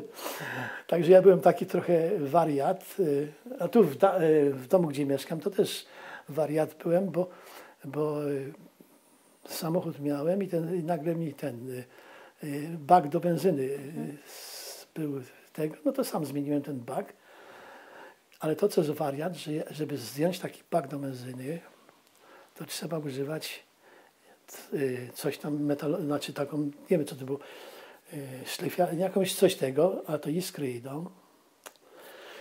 To nie było tego. A tutaj jest takie wielkie drzewo, chyba na 8 czy na 10 metrów. To jak kupiłem w Polsce rusztowanie Warszawa, to zbudowałem to rusztowanie tam i sam wszedłem i tam obcinałem taką tą metodą salami, czy jak to, że po kawałkach. I ja tu drzewa mam do cholery, czyli ja tu kominek mam, to mogę, mogę ten ogrzewać, z tym, że teraz mam problemy z tymi aktywistami środowiska, bo oni już, mój kominek jest za stary, trzeba by go albo wymienić, albo wyrzucić najlepiej według ich myśli. No dobra, ale na razie nie jest zimno, to ja także jestem zabezpieczony, bo ja się wychowałem w socjalizmie i wiem, że jeżeli Putin teraz tutaj by coś zgrał i nie ma prądu, to ja też nie mam ogrzewania żadnego centralnego. No to co? No to jest kominek. Się zapali. Nawet mogę podgrzać herbatę. Także To co, znowu odskoczyłem od pytania? Nie, właściwie nie, ale chciałabym jeszcze tak zapytać, jak już mówimy o tym czasie takich pierwszych lat w Danii, jeszcze o atmosferę na statku, bo tam spędził pan tam była piękna atmosfera. Ja się czułem świetnie, bo byłem wolny, dostawałem te jak to się nazywa, takie, jak się daje też dzieciom, dzieci... Kieszonkowe? Kieszonkowe, tak, kieszonkowe dostawaliśmy od tego Urzędu Uchodźców. No i mieliśmy śniadanie, obiad, kolację, to wszystko było tak, że na statku? Tak, na statku, nic nas nie kosztowało. Czyli tylko było po prostu chodzenie po miastach i oglądanie sklepów. Oj. No i patrzę, cholera jasna, tu leżą banany na zewnątrz. To był 69 rok. W Polsce to jakby coś było na zewnątrz, to by ukradli, tak? A tu wszystko na zewnątrz, to tamtego. Ja chodzę po sklepach eleganckie, tego, tu wszyscy taki uprzejmie, wtedy jeszcze otwierali drzwi, proszę wejść, ale nie, to było, na Skibecie to siedziałem, no i przyjechał Marzyński, ten, co robił tyle turniej miast w Polsce, no i zrobił ten film o Skibecie, no ja tam jest taki minuta czy 2 minuty, jak ja przechodzę po tym, także, że oczywiście to sobie zrobiłem ten print screen tego, że tu jest na Skibecie. Miałem się dobrze, no i zakochałem się faktycznie. Zakochałem się w tej jednej sekretarce. Była taka duńska sekretarka, która tam pomagała, fajna młoda dziewczyna. I nagle coś poczułem do niej, ale pamiętam, kiedy się odwiedziłem nawet, no ale to się rozmyło, bo ja wyjechałem do Wiborga, to wszystko tego. A językowo, jak pan sobie na początku radził? Językowo trochę angielskiego umiałem, trochę, tak. Troszeczkę, ale tak nie miałem problemu, żebym tam jakiś no bo się nie dyskutowało. To było tak samo jak w Wiborgu, już w tej dyskotece pamiętam, jak musiałem trochę tam zagadać, to najlepiej byłem taki naiwny, jak już mówiłem po duńsku wystarczająco dobrze, to mówiłem, mówiłem do niej, coś takiego, że ja nie jestem, że ja jestem nie z Danii. Tak jakby ona od razu nie wyczuła po moim akcencie, bo nawet dzisiaj ją wyczują, że ja nie jestem etniczny czy Duńczyk, bo człowiek przyjeżdżając tutaj, jak się ma 20 lat, to się nie pozbędzie tego akcentu. I nie wiem, zauważyłem jedną rzecz, że na przykład nasze polskie dziewczyny też z naszej emigracji są lepsze do języka niż my mężczyźni. Że my mamy coś w tej wymowie, tak? No bo język tośmy opanowali, ale jest wymowa. Tak samo jak Duńczyk nie powie, ten chrząszcz brzmi w trzcinie, tak samo mamy król me flüle. Jest takie powiedzenie. A co to znaczy? Ale najważniejsze, że się idzie do sklepu czy coś, czy tego. Już teraz nawet nie mam problemu, bo jak mówiłem, że jestem kasjerem w naszym społeczności domków, to co roku muszę przedstawić ten raport. No i dawniej to cholera jasna, na 2 tygodnie przedtem to no ja znowu tam będę musiał wstać i przemawiać. Dzisiaj no problem.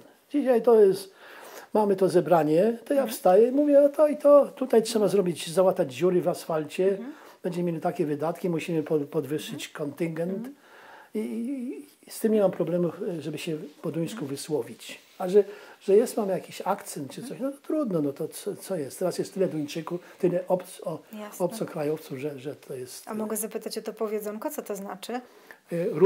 Grul me flüde? Tak. Czerwona kaszanka ze śmietaną. O. Znaczy jakby tak przetłumaczyć. Ról to jest czerwony, grul to jest kaszanka jakaś, me flüde to jest śmietana. No, a powiedz mi, żeby Duńczyk powiedział, chrząszcz brzmi w trzcinie. No tak. No nie powiem, to takie są ale tak, to jest właśnie, ja mówię, ja kocham Danię, ja kocham to wszystko, ale język jest troszeczkę taki trudny do wymowy. Od razu się słyszy, że... Ale to mnie nie przeszkadza, ja jestem członkiem, tak, z moją małżonką jesteśmy członkiem grupy takich wędrowiczów, czyli raz w tygodniu chodzimy na wędrówki 10-15, nie 15 to nie, ale 10-12 kilometrowe. No i zawsze z kimś porozmawiam i lubię to, bo ja, lubię, porozmawiam i chodzę na ping-pong. Niby 3 razy w tygodniu powinienem, ale ostatnio, bo miałem problem tutaj z dłonią, czyli chodzę na ping-pong, tam tylko Duńczycy są i chodzę też na pływalnię. Bo miałem też problemy, coś tutaj, nie wiem, z tego i tam mam tak zwana sauna podczerwona, czy kwarcowa, czy jak to jest. No i lubię, także chodzę na tą pływalnię raz w tygodniu z przyjacielem. Dawniej przed koroną chodziliśmy w 4, ale ta 2 się jakoś nie bardzo jest, też już są starsi. Także, że nie nudzę się, cały czas mam coś zajęcie. Albo no i wnuków mamy, 4 jest ich, to jest tyle jak ja, oj kocham, pamiętam jak tego jednego, jeszcze powiem jedną rzecz właśnie, no nie, to jak miałem go odebrać tego wnuka i on leci do mnie z otwartymi ręczkami, to ja się rozpływam, że tego, no, ale to, że mam tych wnuków, kocham ich i mówię, jaki ja jestem szczęśliwy, że mam 4, że mogę z nimi być, tak? I to zauważyłem, że ważne jest, żeby poświęcić im czas. Bo ja taki rozszczepany, to się nazywa też ADHD, wszędzie, gdzie i jak dawniej to nie mam czasu, bo ja tu muszę to zrobić, tamto, cholera jasna, ale zauważyłem, że jak żeśmy się żegnali z wnukami, no to to mówię, chodź Lewi, chodź tutaj, bo ci... to nie, a teraz jak ja gram z nimi w coś, czy w szachy, czy w karty z tym mniejszym, tam wojna jest taka gra, tak? No to on jak się żegnamy, to przychodzi i daje mi taki, czy moja wnuczka Emilia też przycisk. To trzeba poświęcić czas, to wnukowi też jakoś tak tego. To jest piękne. A jeszcze powiem, bo to chyba o tym nie mówiłem, że ta właśnie moja synowa Niemka mają 3. Pierwsza Emilia, dzisiaj ma 10 lat. Lewi, to żydowskie imię. Następny, Lewi ma 8 i teraz mamy Eliasz 5 lat. Jak się urodził Lewi, to ja tak się zastanawiam, mówię, Julia, jak była taka okazja, to Julia, jak to może być, ty dałaś imię Lewi, to jest żydowskie imię. No to mówi, że wtedy, w tym czasie, kiedy on się urodził, to było bardzo popularne w Niemczech. A ja jestem dumny, że mam 2 wnuków i tak sobie myślę, ja się rozczulam zawsze. Jeżeli mój ojciec jest tam gdzieś na górze, to on ma tych wnuków z żydowskimi imionami. Tak. To jest piękne, nie? Bardzo. A co ze swojej tożsamości chciałby Pan przekazać swoim dzieciom, wnukom? Czy jest coś takiego, coś żeby mieć odwagę bycia sobą, i tolerancja i szacunek dla innych, a nie poniżanie kogoś, bo się jest zdolniejszym, czy tego. Nie, jak jesteś taki, no to jest jaki jesteś, taki jesteś, tak? To jesteś dobry w czymś innym. Tak? To bym chciał im przekazać szacunek dla innych, tak? I otwartość i nie jakieś zamykanie się w swojej... jeszcze wspomnę o mojej znajomej, którą też poznałem, Halina Birnbaum. To jest kobieta, która dzisiaj ma 90 lat, żyje w Izraelu, którą poznałem też przez księdza Lemańskiego. I pojechałem wtedy do Treblinki dzięki Halinie Birnbaum, bo ona mówiła, że Adam, ja przyjeżdżam do Treblinki. Ja zacząłem z nią komunikować i odwiedziłem ją w Izraelu. Byłem w Izraelu w 2014 roku i pojechałem do jej, tam, gdzie ona mieszkała i ją spotkałem, bo ona napisała książkę Nadzieja umiera No ostatnia. właśnie. I ta książka mnie tak przejęła i ta książka mnie... I to, co było piękne u Haliny i jest piękne, że ona właśnie tyle, 13 lat, do Auschwitz, okropne rzeczy, Niemcy, cała jej rodzina ginie, tylko brat się uratował chyba. Ona nigdy nie słyszałem, że ona coś złego powiedziała o Niemcach. I tu trzeba właśnie pamiętać, że jeżeli mówimy, to się nie mówi Niemcy, tylko hitlerowcy. I ta Halina Birenbaum, odwiedziłem ją i to właśnie takich ludzi ja podziwiam i szanuję i ona jest na Facebooku, ona przecież starsza kobieta, ale cały czas i ona mnie nauczyła czytać wiersze. Bo ja książki lubię, ale wiersze nigdy dla mnie. Ale zacząłem czytać, napisałem do Haliny, Halina, ja czytając twoje wiersze, to tak jakbym się ocierał o moich wujków. Bo ona pisze te wiersze o Żydach.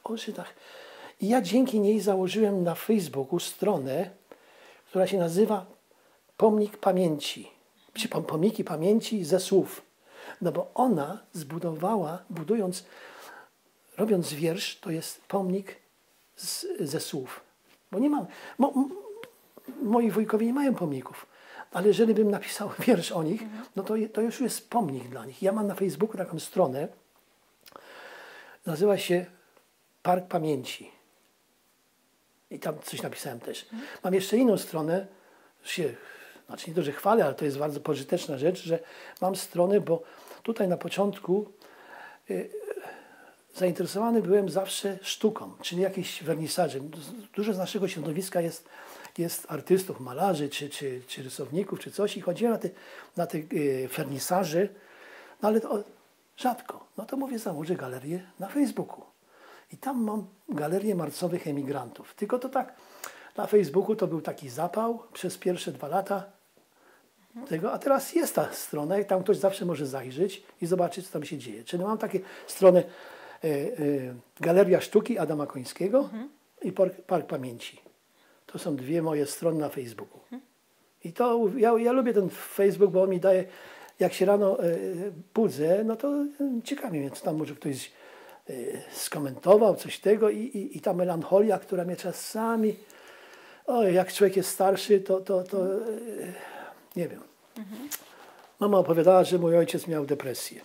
No ale to ja mówię, ojciec to stracił całą rodzinę, to mógł mieć depresję. No ale ja mam kolegę, który też ma depresję i jest cały czas na pastylkach, tak? Drugi kolega, który chciał popełnić samobójstwo.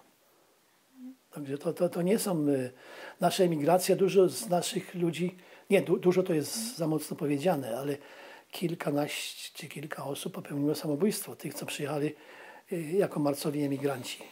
To jest, ja byłem szczęśliwy, że ja przyjechałem bez rodziców, czyli nie miałem tego obowiązku opieki nad nimi. Byłem sam, używałem to życie i mogłem wszystko decydować o wszystkim sam, tak?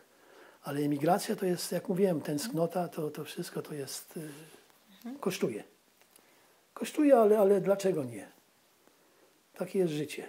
Czyli moim pytanie było, żeby być pozytywnym w stosunku do życia. Moim wnukom. Na razie są bardzo mili, bardzo tego i mają dobrych rodziców, także że ten młodszy syn też widzę, jak teraz ma tu 1,5 roku, on się nazywa Booster, bo syn młodszy jest też taki troszeczkę artystą. No nie, on ma firmę, która robi specjalne gry planszowe. I tyle zarobił, że mógł sobie kupić domek letni. Także, że się powodzi. Starszy pracuje w Nowo. To jest taka fabryka lekarstw. I co ja tu mam narzekać? A ta melancholia, cholera jasna rano, coś tam gnębi człowieka. Z żoną nigdy się nie kłócimy i tego. Ale jestem szczęśliwym człowiekiem. To przyznam i dziękuję, że to brzmi dziko, że Gomułka nas wygonił, czy tam jakoś z Polski. No bo kim ja bym był w Polsce, nie wiem. No. Ożeniłbym się może z jakąś katolicką dziewczyną, a może ona byłaby jakaś taka antyżydowska, no i co? No nie wiem, no a tutaj na szczęście moja żona lubi jeździć do Izraela. No teraz nie możemy, tak, ale no jest jakieś pytanie jeszcze, czy? No jeszcze kilka, co najmniej. No. Ja chciałam jeszcze zapytać Pana z takiej perspektywy muzealnej, jest dla nas bardzo ważne, czy ma Pan jakieś pamiątki z wyjazdu, czy trzyma Pan na przykład swój dokument podróży? Chyba jest. Dokument podróży jest. Tam gdzieś go schowałem. Jest. A tak to już nie mam tego. Żadnych takich pamiątek, oprócz tego, co nagrywałem. A mówiłem o tym, że nagrywałem też przed wyjazdem z Polski? Nie. Znaczy, bo całe to moje nagrywanie tutaj w Danii, to się wzięło już jak wyjeżdżałem z tej Polski, no to mówię, wtedy to w świadomości nam się nie śniło. Nam się nie śniło, że my kiedyś do Polski możemy przyjechać. To był sowiecki komunizm, czy coś to nie było, no to już się wyjeżdżało i już koniec. No to mówię, to ja sobie muszę nagrać coś. Poprosiłem ojca, dał mi pieniądze, kupiłem sobie kamerę. No i to po tych Kielcach filmuję, no bo to moje miasto, ja tam wyrosłem. Przecież tu na Sienkiewicza chodziłem z dziewczynami, tu się zakochałem. I poszedłem na dworzec. Niemądry. Kolejowy. Filmuję. No bo dworzec to jest coś ważne. Przychodzi 2 milicjantów, pan z nami pozwoli. Przyjechała taka zamknięta furgon, czy jak się nazywa,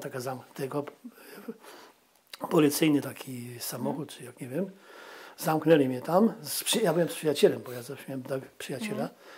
Zawieźli mnie na komendę. On w jednym pokoju, a w drugim na przesłuchanie. Wyjęli oczywiście klisze, bo to wtedy były klisze z tego. Odebrali, ale nic mi nie zrobili, ale to było takie nieprzyjemne. No ja naiwny byłem. Nie myślałem o tym, że dworca nie można filmować. No jak? No szpieg, cholera jasna, wyjeżdża, to nam sfilmuje kielecki dworzec. Czyli nici z pamiątki. To jest, proszę? Nici z pamiątki. Nici z pamiątki. Także nie mam tego filmiku z Kielc. Potem jak przyjeżdżałem, to oczywiście filmowałem to wszystko.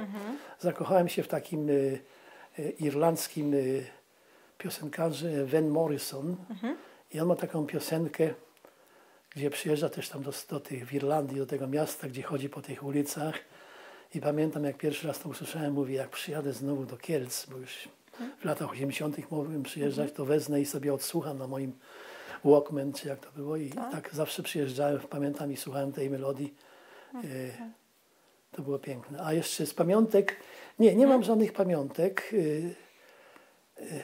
Jakoś zacząłem do tych pamiątek mieć dystans, bo sam też filmowałem Cholerny Świat i poród mojego pierwszego syna i poród drugiego syna. O, to będzie świetna rzecz, jak oni będą wychodzili za mąż, to się zrobi taki specjalny fotomontaż, czy jakieś mają urodziny okrągłe, czy coś. Przyszedł nie miałem czasu i leżą to. Oni sobie może kiedyś obejrzą te filmy z porodów. Także te pamiątki jakoś, nie wiem, nie pociągały mnie nigdy. A czy jest coś takiego, co wziął Pan z Polski właśnie wyjeżdżając tutaj do Danii, żeby tak mieć ze sobą? No to książki. Wtedy pełno książek. Cholerny Świat. Książki było. Rodzice mi dali jeszcze w tej kasie, jak pakowali pierzynę, no bo cholera jasna. Oni wtedy kupili, no bo oni mieli też wyjechać. Czyli ja miałem tą pierzynę i faktycznie nigdy pod nią chyba nie spałem. Tutaj się nie używa pierzyn. Także no i garnitur mam też chyba, który już wyrzuciłem, co był w tej, bo ojciec krawiec, no to uszył mi garnitur, no jak to, ale gdzie tu się w garniturach nie chodzi. Także no to, co z Polski wywiozłem, to książki, bo ja kochałem książki. Mama zawsze mnie zaprowadzała do biblioteki. Lubiałem te książki i widziałem, i ona mówi, Adasiu, książka cię nigdy nie zdradzi. To było jej, poczytaj sobie to, no i to było jej wychowanie, że była skromna i nie bądź skromny i się nie wywyższaj. No oczywiście, żeby się tu chodzić i ja jestem... Nie, dla mnie to było tego i się chwalić o jakimś, że masz to i czy tam to nie, bo to zazdrość, ludzie zazdroszczą i to było jej wychowanie. Była jakaś szczególna książka, do której Pan wracał, która była ważna? Nie wracam, ale jak na przykład mamy tego Andersena duńskiego, tak, pisarza i pamiętam, że ona mi tą Królową Śnieżkę czytała I jak kiedyś tam przypadkiem może oglądałem w telewizji, no to mam te takie właśnie nostalgiczne wspomnienia, że mamusia mnie rozbudziła tymi pięknymi powieściami, gdzie potem już sam, pierwsza książka to było Winnetou, dla chłopaka to było Indianie, to było fantastyczne. To zaczęła się moja przygoda z książką, gdzie czytałem dość dużo. A tutaj to zawsze mnie interesowały książki biograficzne. Interesowało mnie zawsze, jak ludzie sobie ułożyli życie. Także wziąłem też z Polski jakieś może książki. No i leksykony mnie zawsze też, no dzisiaj to co do czego leksykon? Dzisiaj to idę na internet i mam od razu. Wspominał Pan o wizycie rodziców tutaj po 4 latach, prawda? 4 czy 5 miałem dokładnie, ale...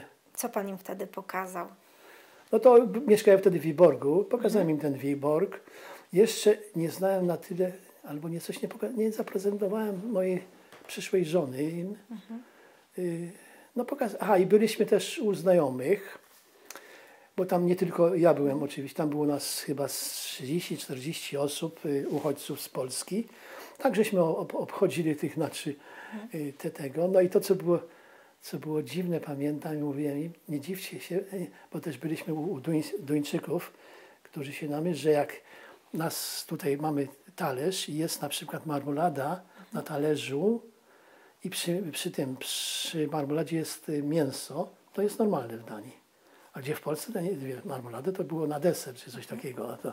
Nie, ale tam jak przyjechali rodzice, to pokazałem im to, co można było. Miałem wtedy samochód, tak ich odwiozłem, przywiozłem. Pociągiem przyjechali? Znaczy z Polski tak, ale już potem to ja ich pojechałem, bo już miałem ten Volkswagen.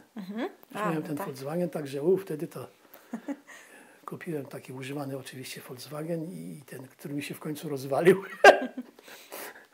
Bo ten... Nie, to nie Volkswagen. Volkswagen to chyba ten próg, tam był taki fajny próg, jak się wchodziło do tego, to tak zardzewiał, że chyba odpadł i musiałem go już nie wiem, bo sprzedałem jakiemuś, co był mechanikiem.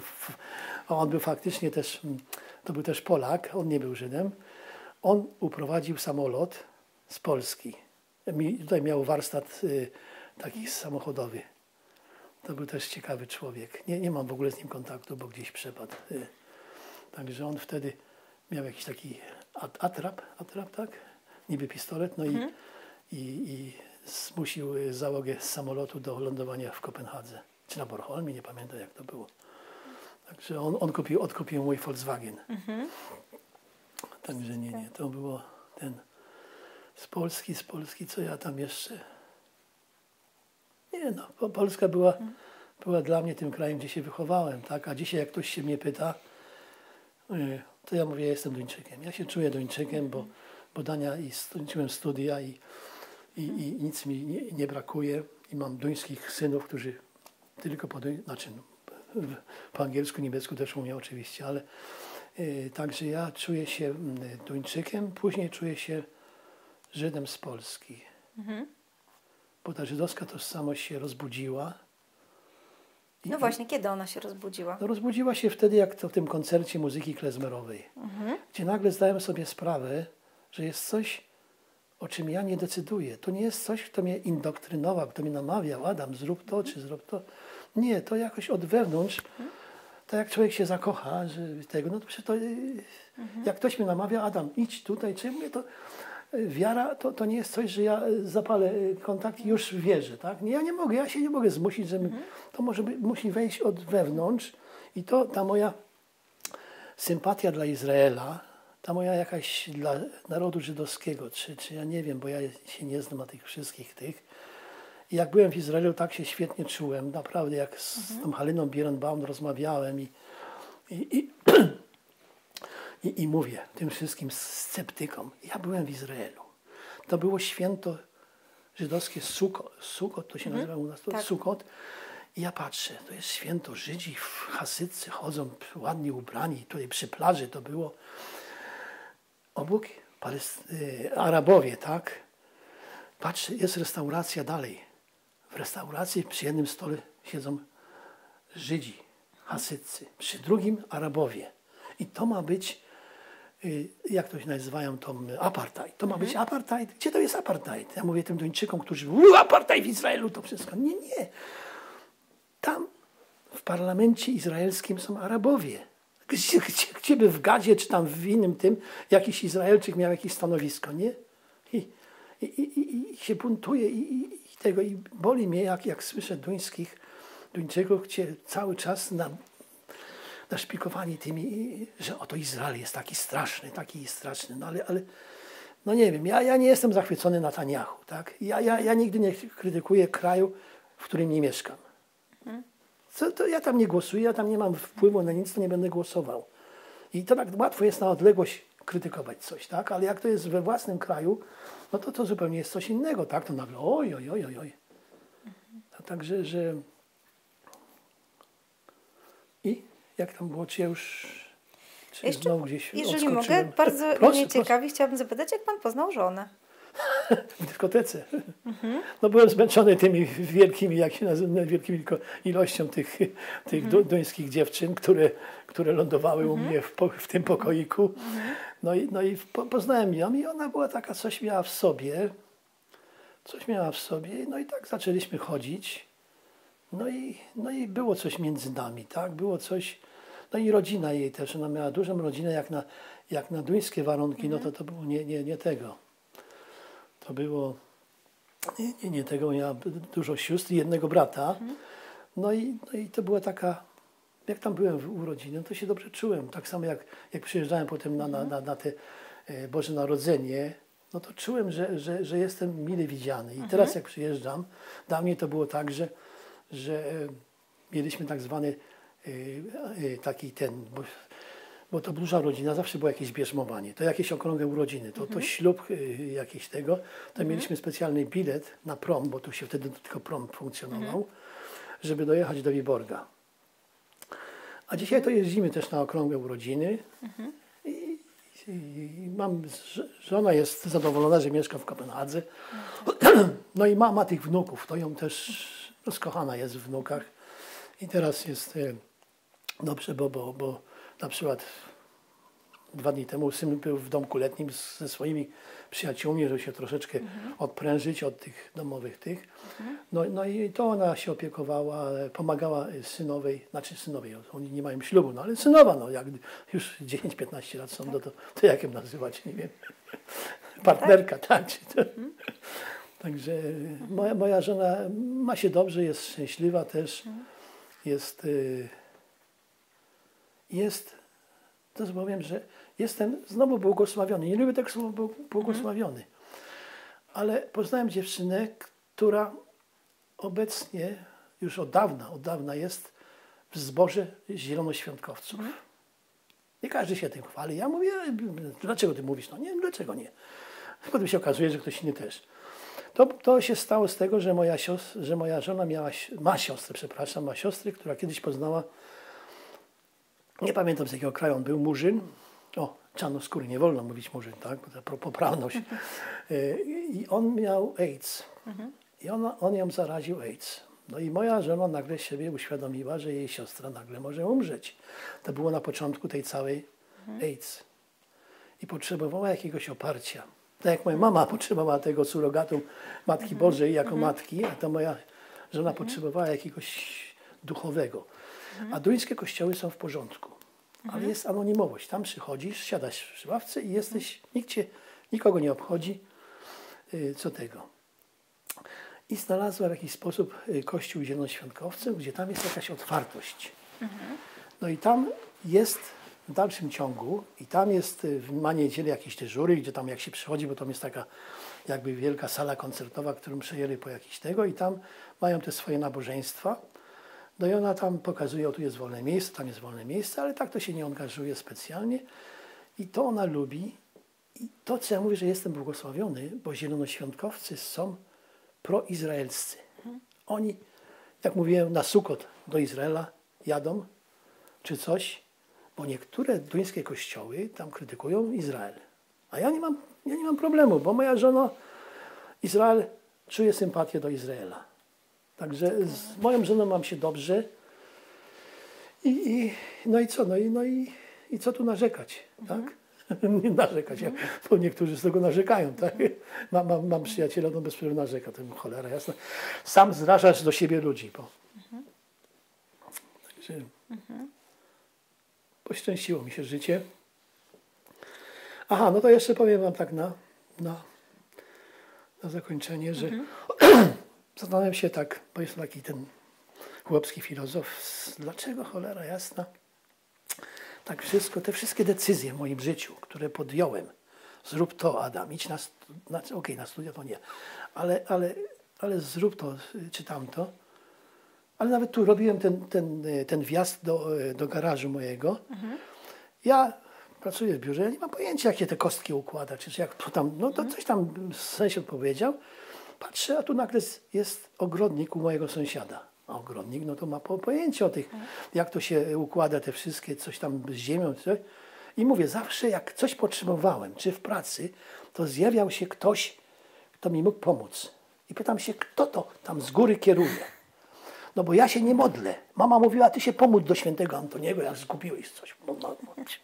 Dobra, może dzisiaj to powiedział, że człowiek się koncentruje i wtedy może coś znajdzie, ale to ja nie wierzę w taki ten. I zawsze w moim życiu to wszystko, co podjąłem, jakieś decyzje, nawet to, jak kiedyś, mając 60 lat, można było iść na przedwczesną emeryturę, mając już 30 lat, można było wpłacać na przedwczesną emeryturę. A po cholerę mi to wszystko, pomyślałem sobie. Po co ja będę płacił? Ważne jest to, co dostaję teraz. No potem patrzę na rozliczenia z banku, bo to wszystko idzie automatycznie. Ja tu patrzę, że oni mi odciągają na tą przedwczesną emeryturę. No dobra, to niech będzie. Kończę 60 lat. I pomyślałem sobie, i umarł nasz premier na raka, nagle. I tak sobie pomyślałem, cholera jasna. Ile ja mam? Mam 60 lat. Może ja też dostanę jakiegoś... Co ja będę tu pracował? Ja mam... Ekonomicznie mam się dobrze, to mi wystarczy. Ja nie jestem jakiś luksusowy facet, że musi pić drogie wina. Nie, to nie ja. No i patrzę, że dzięki temu, że ja wtedy wpłaciłem na tą przedwczesną emeryturę, to ja sobie mogę pójść na przedwczesną emeryturę. I nie pożałowałem ani dnia, że już musiałem pierwsze pół roku poduczyć tą pracownicę, która miała objąć moje stanowisko. I byłem wolny. I robiłem w ogrodzie, co chciałem, reparowałem różne rzeczy, tak? Czyli zawsze w moim życiu, ja bym powiedział, że to moja intuicja. Że gdzieś ufałem mojej intuicji. Sam jak z Polski wyjechałem, że uparłem się, no to co? Przecież ani mama mnie nie modliła się, że Adam, żeby on wyjechał. Nie. Czy tego. Ani coś mnie natchnęło. Wyjeżdżaj. To nie jest, ten system to nie jest dla ciebie.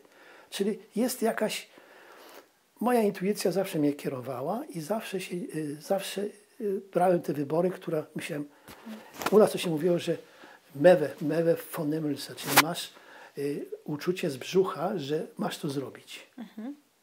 Czyli robiłem to, co Adam mówi pan na początku, tego telewizora nie kupuj, to jest taki gówno. Ja mówię, nie, ja pójdę sam i wybiorę sobie jakiś tańszy telewizor. I ten telewizor chodził, zawsze robiłem w życiu to, co tego. Także nie wiem, czy to jest odpowiedź na czy ja znowu gdzieś odskoczyłem. Jak najbardziej, bardzo. Czyli moje życie się powie. No i jeszcze, to jest coś ważne, że z tym na górze mam problemy, jak przyjeżdżam do Kielc, idę na cmentarz, ale dla mnie to nie jest, a już w ogóle płacenie za mszę, co to jest, jakieś płacić za mszę? Ktoś umarł, to nie. Idę na cmentarz, położę w tym roku pierwszy raz, jak byłem też w Kielc, wyskoczyłem jeden dzień z Warszawy, jak byłem na festiwalu Warszawa Seniora, do Kielc. Mówię, odwiedzę moją siostrzenicę, bo ona się opiekowała moją matką, która była sparaliżowana faktycznie i żyła 90 lat. Byłem w Kielcach i przywiozłem kamyczek z Kopenhagi i położyłem na grobie mojego ojca. Pierwszy raz. Bo wiem, że jest taka tradycja. Ale te inne jakieś rytuale czy coś, to nie ja. To nie ja. To ja jestem...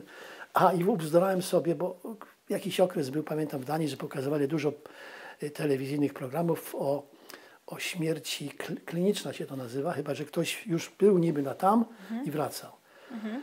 I ja tak sobie jestem moją melancholią, bo miałem kiedyś, przyznam się, no to nie jest żaden wstyd, miałem problemy z oddychaniem. Zawsze miałem, jak 20 lat skończyłem, to tutaj w Danii zaczęła się, jak to się nazywa, alergia. Byłem u kogoś, kto ma koty, to kicham, zatkany nos, powietrza nie mogę dostać, czyli miałem inhalator. I tu jakieś, ja nie wiem, czy to 15 lat temu, budzę się w nocy, pot mi leci z nosa, duszę się. Inhalatora nie mogę znaleźć. Przeżyłem, to się nazywa po duńsku panikangst. To jest lęk śmierci, tak? Tak, atak Lęk, paniki. tak? Lęk śmierci. I tak sobie teraz przeczytałem niedawno jakąś książkę taką właśnie o tych naszych myślach. W jaki sposób my sobie sami budujemy jakieś scenaria. I to była świetna książka, która mi pomogła pozbyć się tego nie lęku, bo ja nie mam, ja tego lęku nie przeżyłem, ale to potem był lęk przed lękiem. I pamiętam, były zimy, gdzie ja byłem znowu zatkany nos, tego już ta otrywina czy jakiś inny nie pomagała, bo to tylko 7 dni możesz. I ta bojaźń, że ten angst, strach znowu może przyjść. Pozbyłem się tego i do tego jeszcze się w ten sposób tak się, mówię, ubzdurałem sobie, że moi rodzice są na górze z tej śmierci klinicznej, z tego doświadczenia. Ja nie miałem doświadczenia śmierci klinicznej, że jak będę umierał, to się nie muszę bać śmierci. Bo wreszcie zobaczę moich dziadków, Arona Końskiego z lata się moja babcia nazywała Końska, moją mamę Zenobię i mojego ojca Szlomę Koński, Stanisław. Czyli śmierci nie boję się. Nie wiem, jak będę w samolocie i samolot leci na dół, to tego, ale śmierci się nie powinienem bać. Także że to jest moje jakieś credo, że nie wolno te myśli trzeba, jeżeli bym kiedyś właśnie dzieciom coś, jeżeli coś robię z moimi wnukami, co przekazać, pytałaś pani, to takie rzeczy praktyczne, żeby byli mądrzy i żeby byli roztropni. Ten zdrowy rozsądek. To jest ważne w życiu. To jest bardzo piękne podsumowanie. Chociaż chciałam jeszcze zapytać Pana tak zupełnie na koniec o Pana rodziców. Pan wspomniał, że Pana matka ukrywała ojca w czasie wojny. Czy możemy jeszcze kilka słów o tym? Z tego, co się dowiedziałem, to pierwszy mąż mojej mamy, on się nazywał, no już zapomniałem, on był znajomym mojego ojca. W jakiś sposób był znajomym mojego ojca. I on w jakiejś łapance był schwytany, ten mąż, i wywieziony do Niemiec. I przepadł o nim słuch zupełnie. I po wojnie nie można go było znaleźć. Szukała szczególnie moja siostra, nawet do mnie pisała, że to wysyła jakieś tego, się dowiedzieć, czy on tam gdzieś żyje. Nigdy go nie znaleźli. No i moja mama w jakiś sposób, i to była wtedy okupacja była. Nie wiem, czy ojciec, czy oni się znaleźli przed wojną, czy dopiero podczas wojny.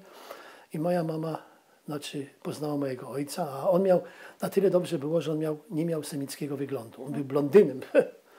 Także, że oczywiście była, zawsze sąsiadka coś tam mogła podejrzewać czy coś, ale on się u niej ukrywał i ona ryzykowała. I on nawet pamiętam jak przyjeżdżał ktoś, no to mówili, pani Zenobio, pani powinna być w bo nie, ja nie lubię takich, ja tego nie robiłem robiłam dla jakichś znaczenia. To było, ona była taka skromna, nie chciała w ogóle, nie, to nie on. To nie on. Ona najlepiej chciała być niewidoczna. Także jeżeli moja mama była dobrą kobietą i tego, jak przychodziły jakieś gosposie, bo wtedy gosposie czasami przychodziły, to co ja, zajmuje mi czas, o dupie Marynie, mówi jak wyszła ta, to nie miała czasu na takie gadu. Zawsze musiała, gdzieś pędziła, gdzieś musiała robić. To okruszki z chleba na parapet przy oknie, to nie. Dała mi dobry przykład bycia porządnym człowiekiem. Jasne. Czyli rodzice pobrali się po wojnie, tak? No chyba, no nie wiem, ja się śmieję z moich tych polskiej rodziny, która mi tam czasami na katolicyzm mówi, że ja jestem nieślubnym dzieckiem. bo jak ja miałem, ja nie pamiętam, bo już to jest tak kupę lat, ja miałem może, nie wiem, 8 lat czy coś, to ja pamiętam, że mama wreszcie zaciągnęła mojego ojca do kościoła, ale do zakrystii tylko. I to jej się udało, bo ona była taka, ona wierzyła w te wszystkie, jak się nazywa, że no jak człowiek, no to trzeba bo to Pan Bóg powiedział, że trzeba, ślub to jest tego. Także ja zobaczyłem pierwszy raz mojego ojca w zakrystii. On nigdy nie był w kościele, nie, tam nie tego, ale ja byłem małym dzieckiem, przyszedł do tej zakrystii, no i tam ksiądz wyszedł, pobłogosławił ich, no i to było ich małżeństwo. No mieli na pewno jakiś cywilny ślub ale ja jestem według kościelnego, to jestem bez... Także takie to było, mamy nie, ojciec się nie mieszał, był tolerancyjny, nie jakoś nigdy, nie kłócili się, nie mieli jakichś tych...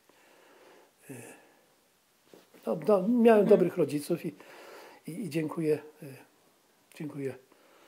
mówię Bogu, no losowi, cholera jasna, z tym Bogiem to ja mam problemy. Tego to ja pamiętam się pozbyłem, jak tu zacząłem tak filozofować, Panie Boże. Rabini, pastorzy, księża szli do Auschwitz, modlili się.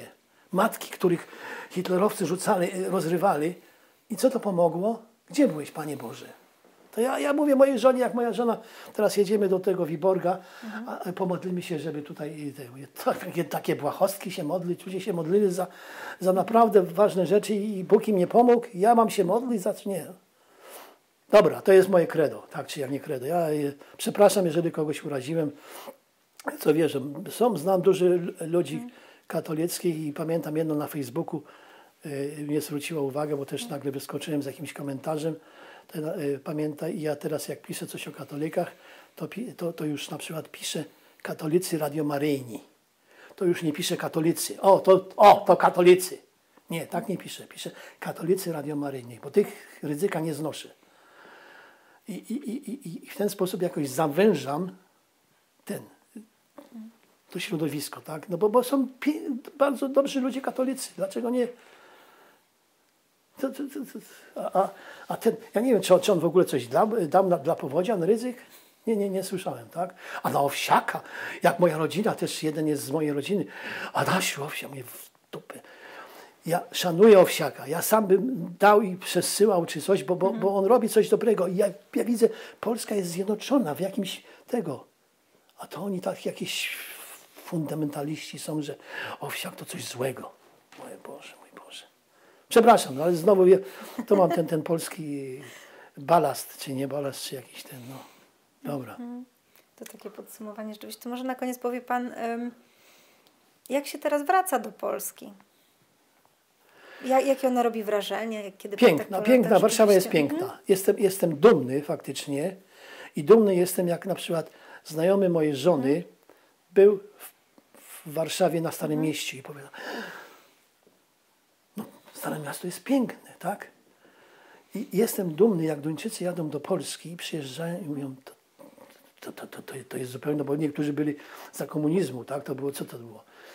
To jestem dumny, jak sam jestem w Polsce, to jestem dumny. No i jak byłem sam, bo żona nie lubi jeździć na rowerach, pamiętam, byłem sam na pierwszym festiwalu Warszawa Singera, no to sobie pożyczałem rower i wtedy mówię jeszcze lepiej, bo ja nie znam linii autobusowych.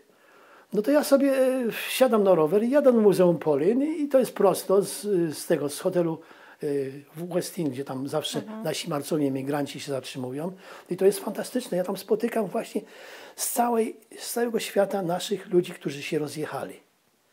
Jak przyjeżdżam na ten festiwal Warszawa Singera, to czuję, że jestem Żydem i czuję, że naprawdę, że jestem i poznałem tą, jak się nazywa, Elżbieta Tymińska.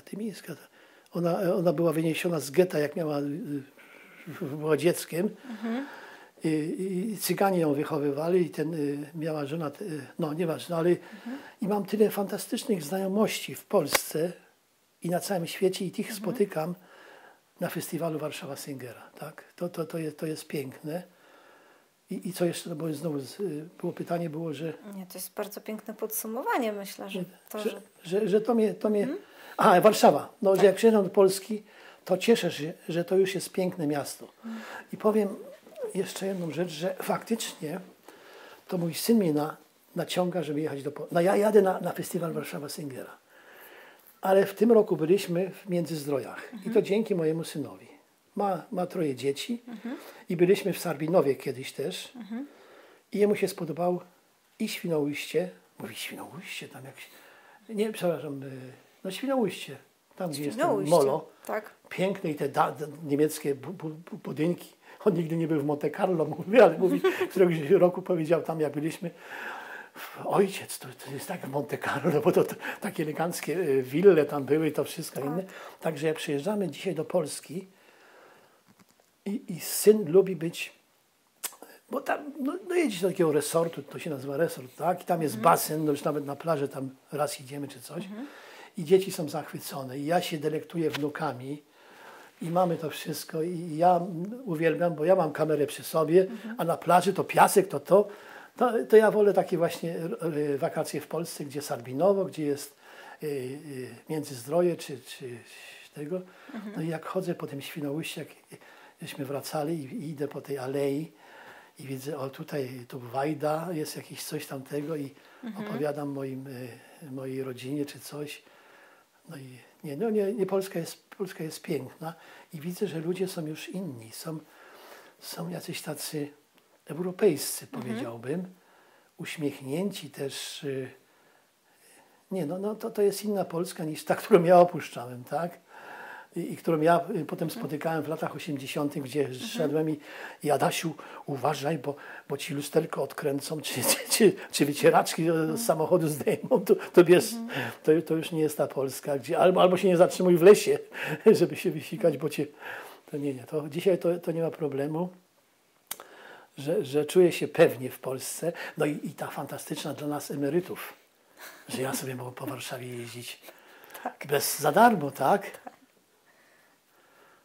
Żona też kupuje taki, ona jeszcze nie jest emerytką, ma tylko 68 lat, jest 7 lat różnicy, mamy młodą żonę, także ona kupuje też za grosze, kupuje taki specjalny kart, i może też jeździć i tramwajami, i autobusami, i czym się chce. Także Warszawa nam się podoba, no i Kraków też zawsze pamiętam, jak już przyjeżdżałem, czy jak chciałem iść na studia, gdzie tam były te bez Rus naokoło w Krakowie w środku. Barbakan, tak?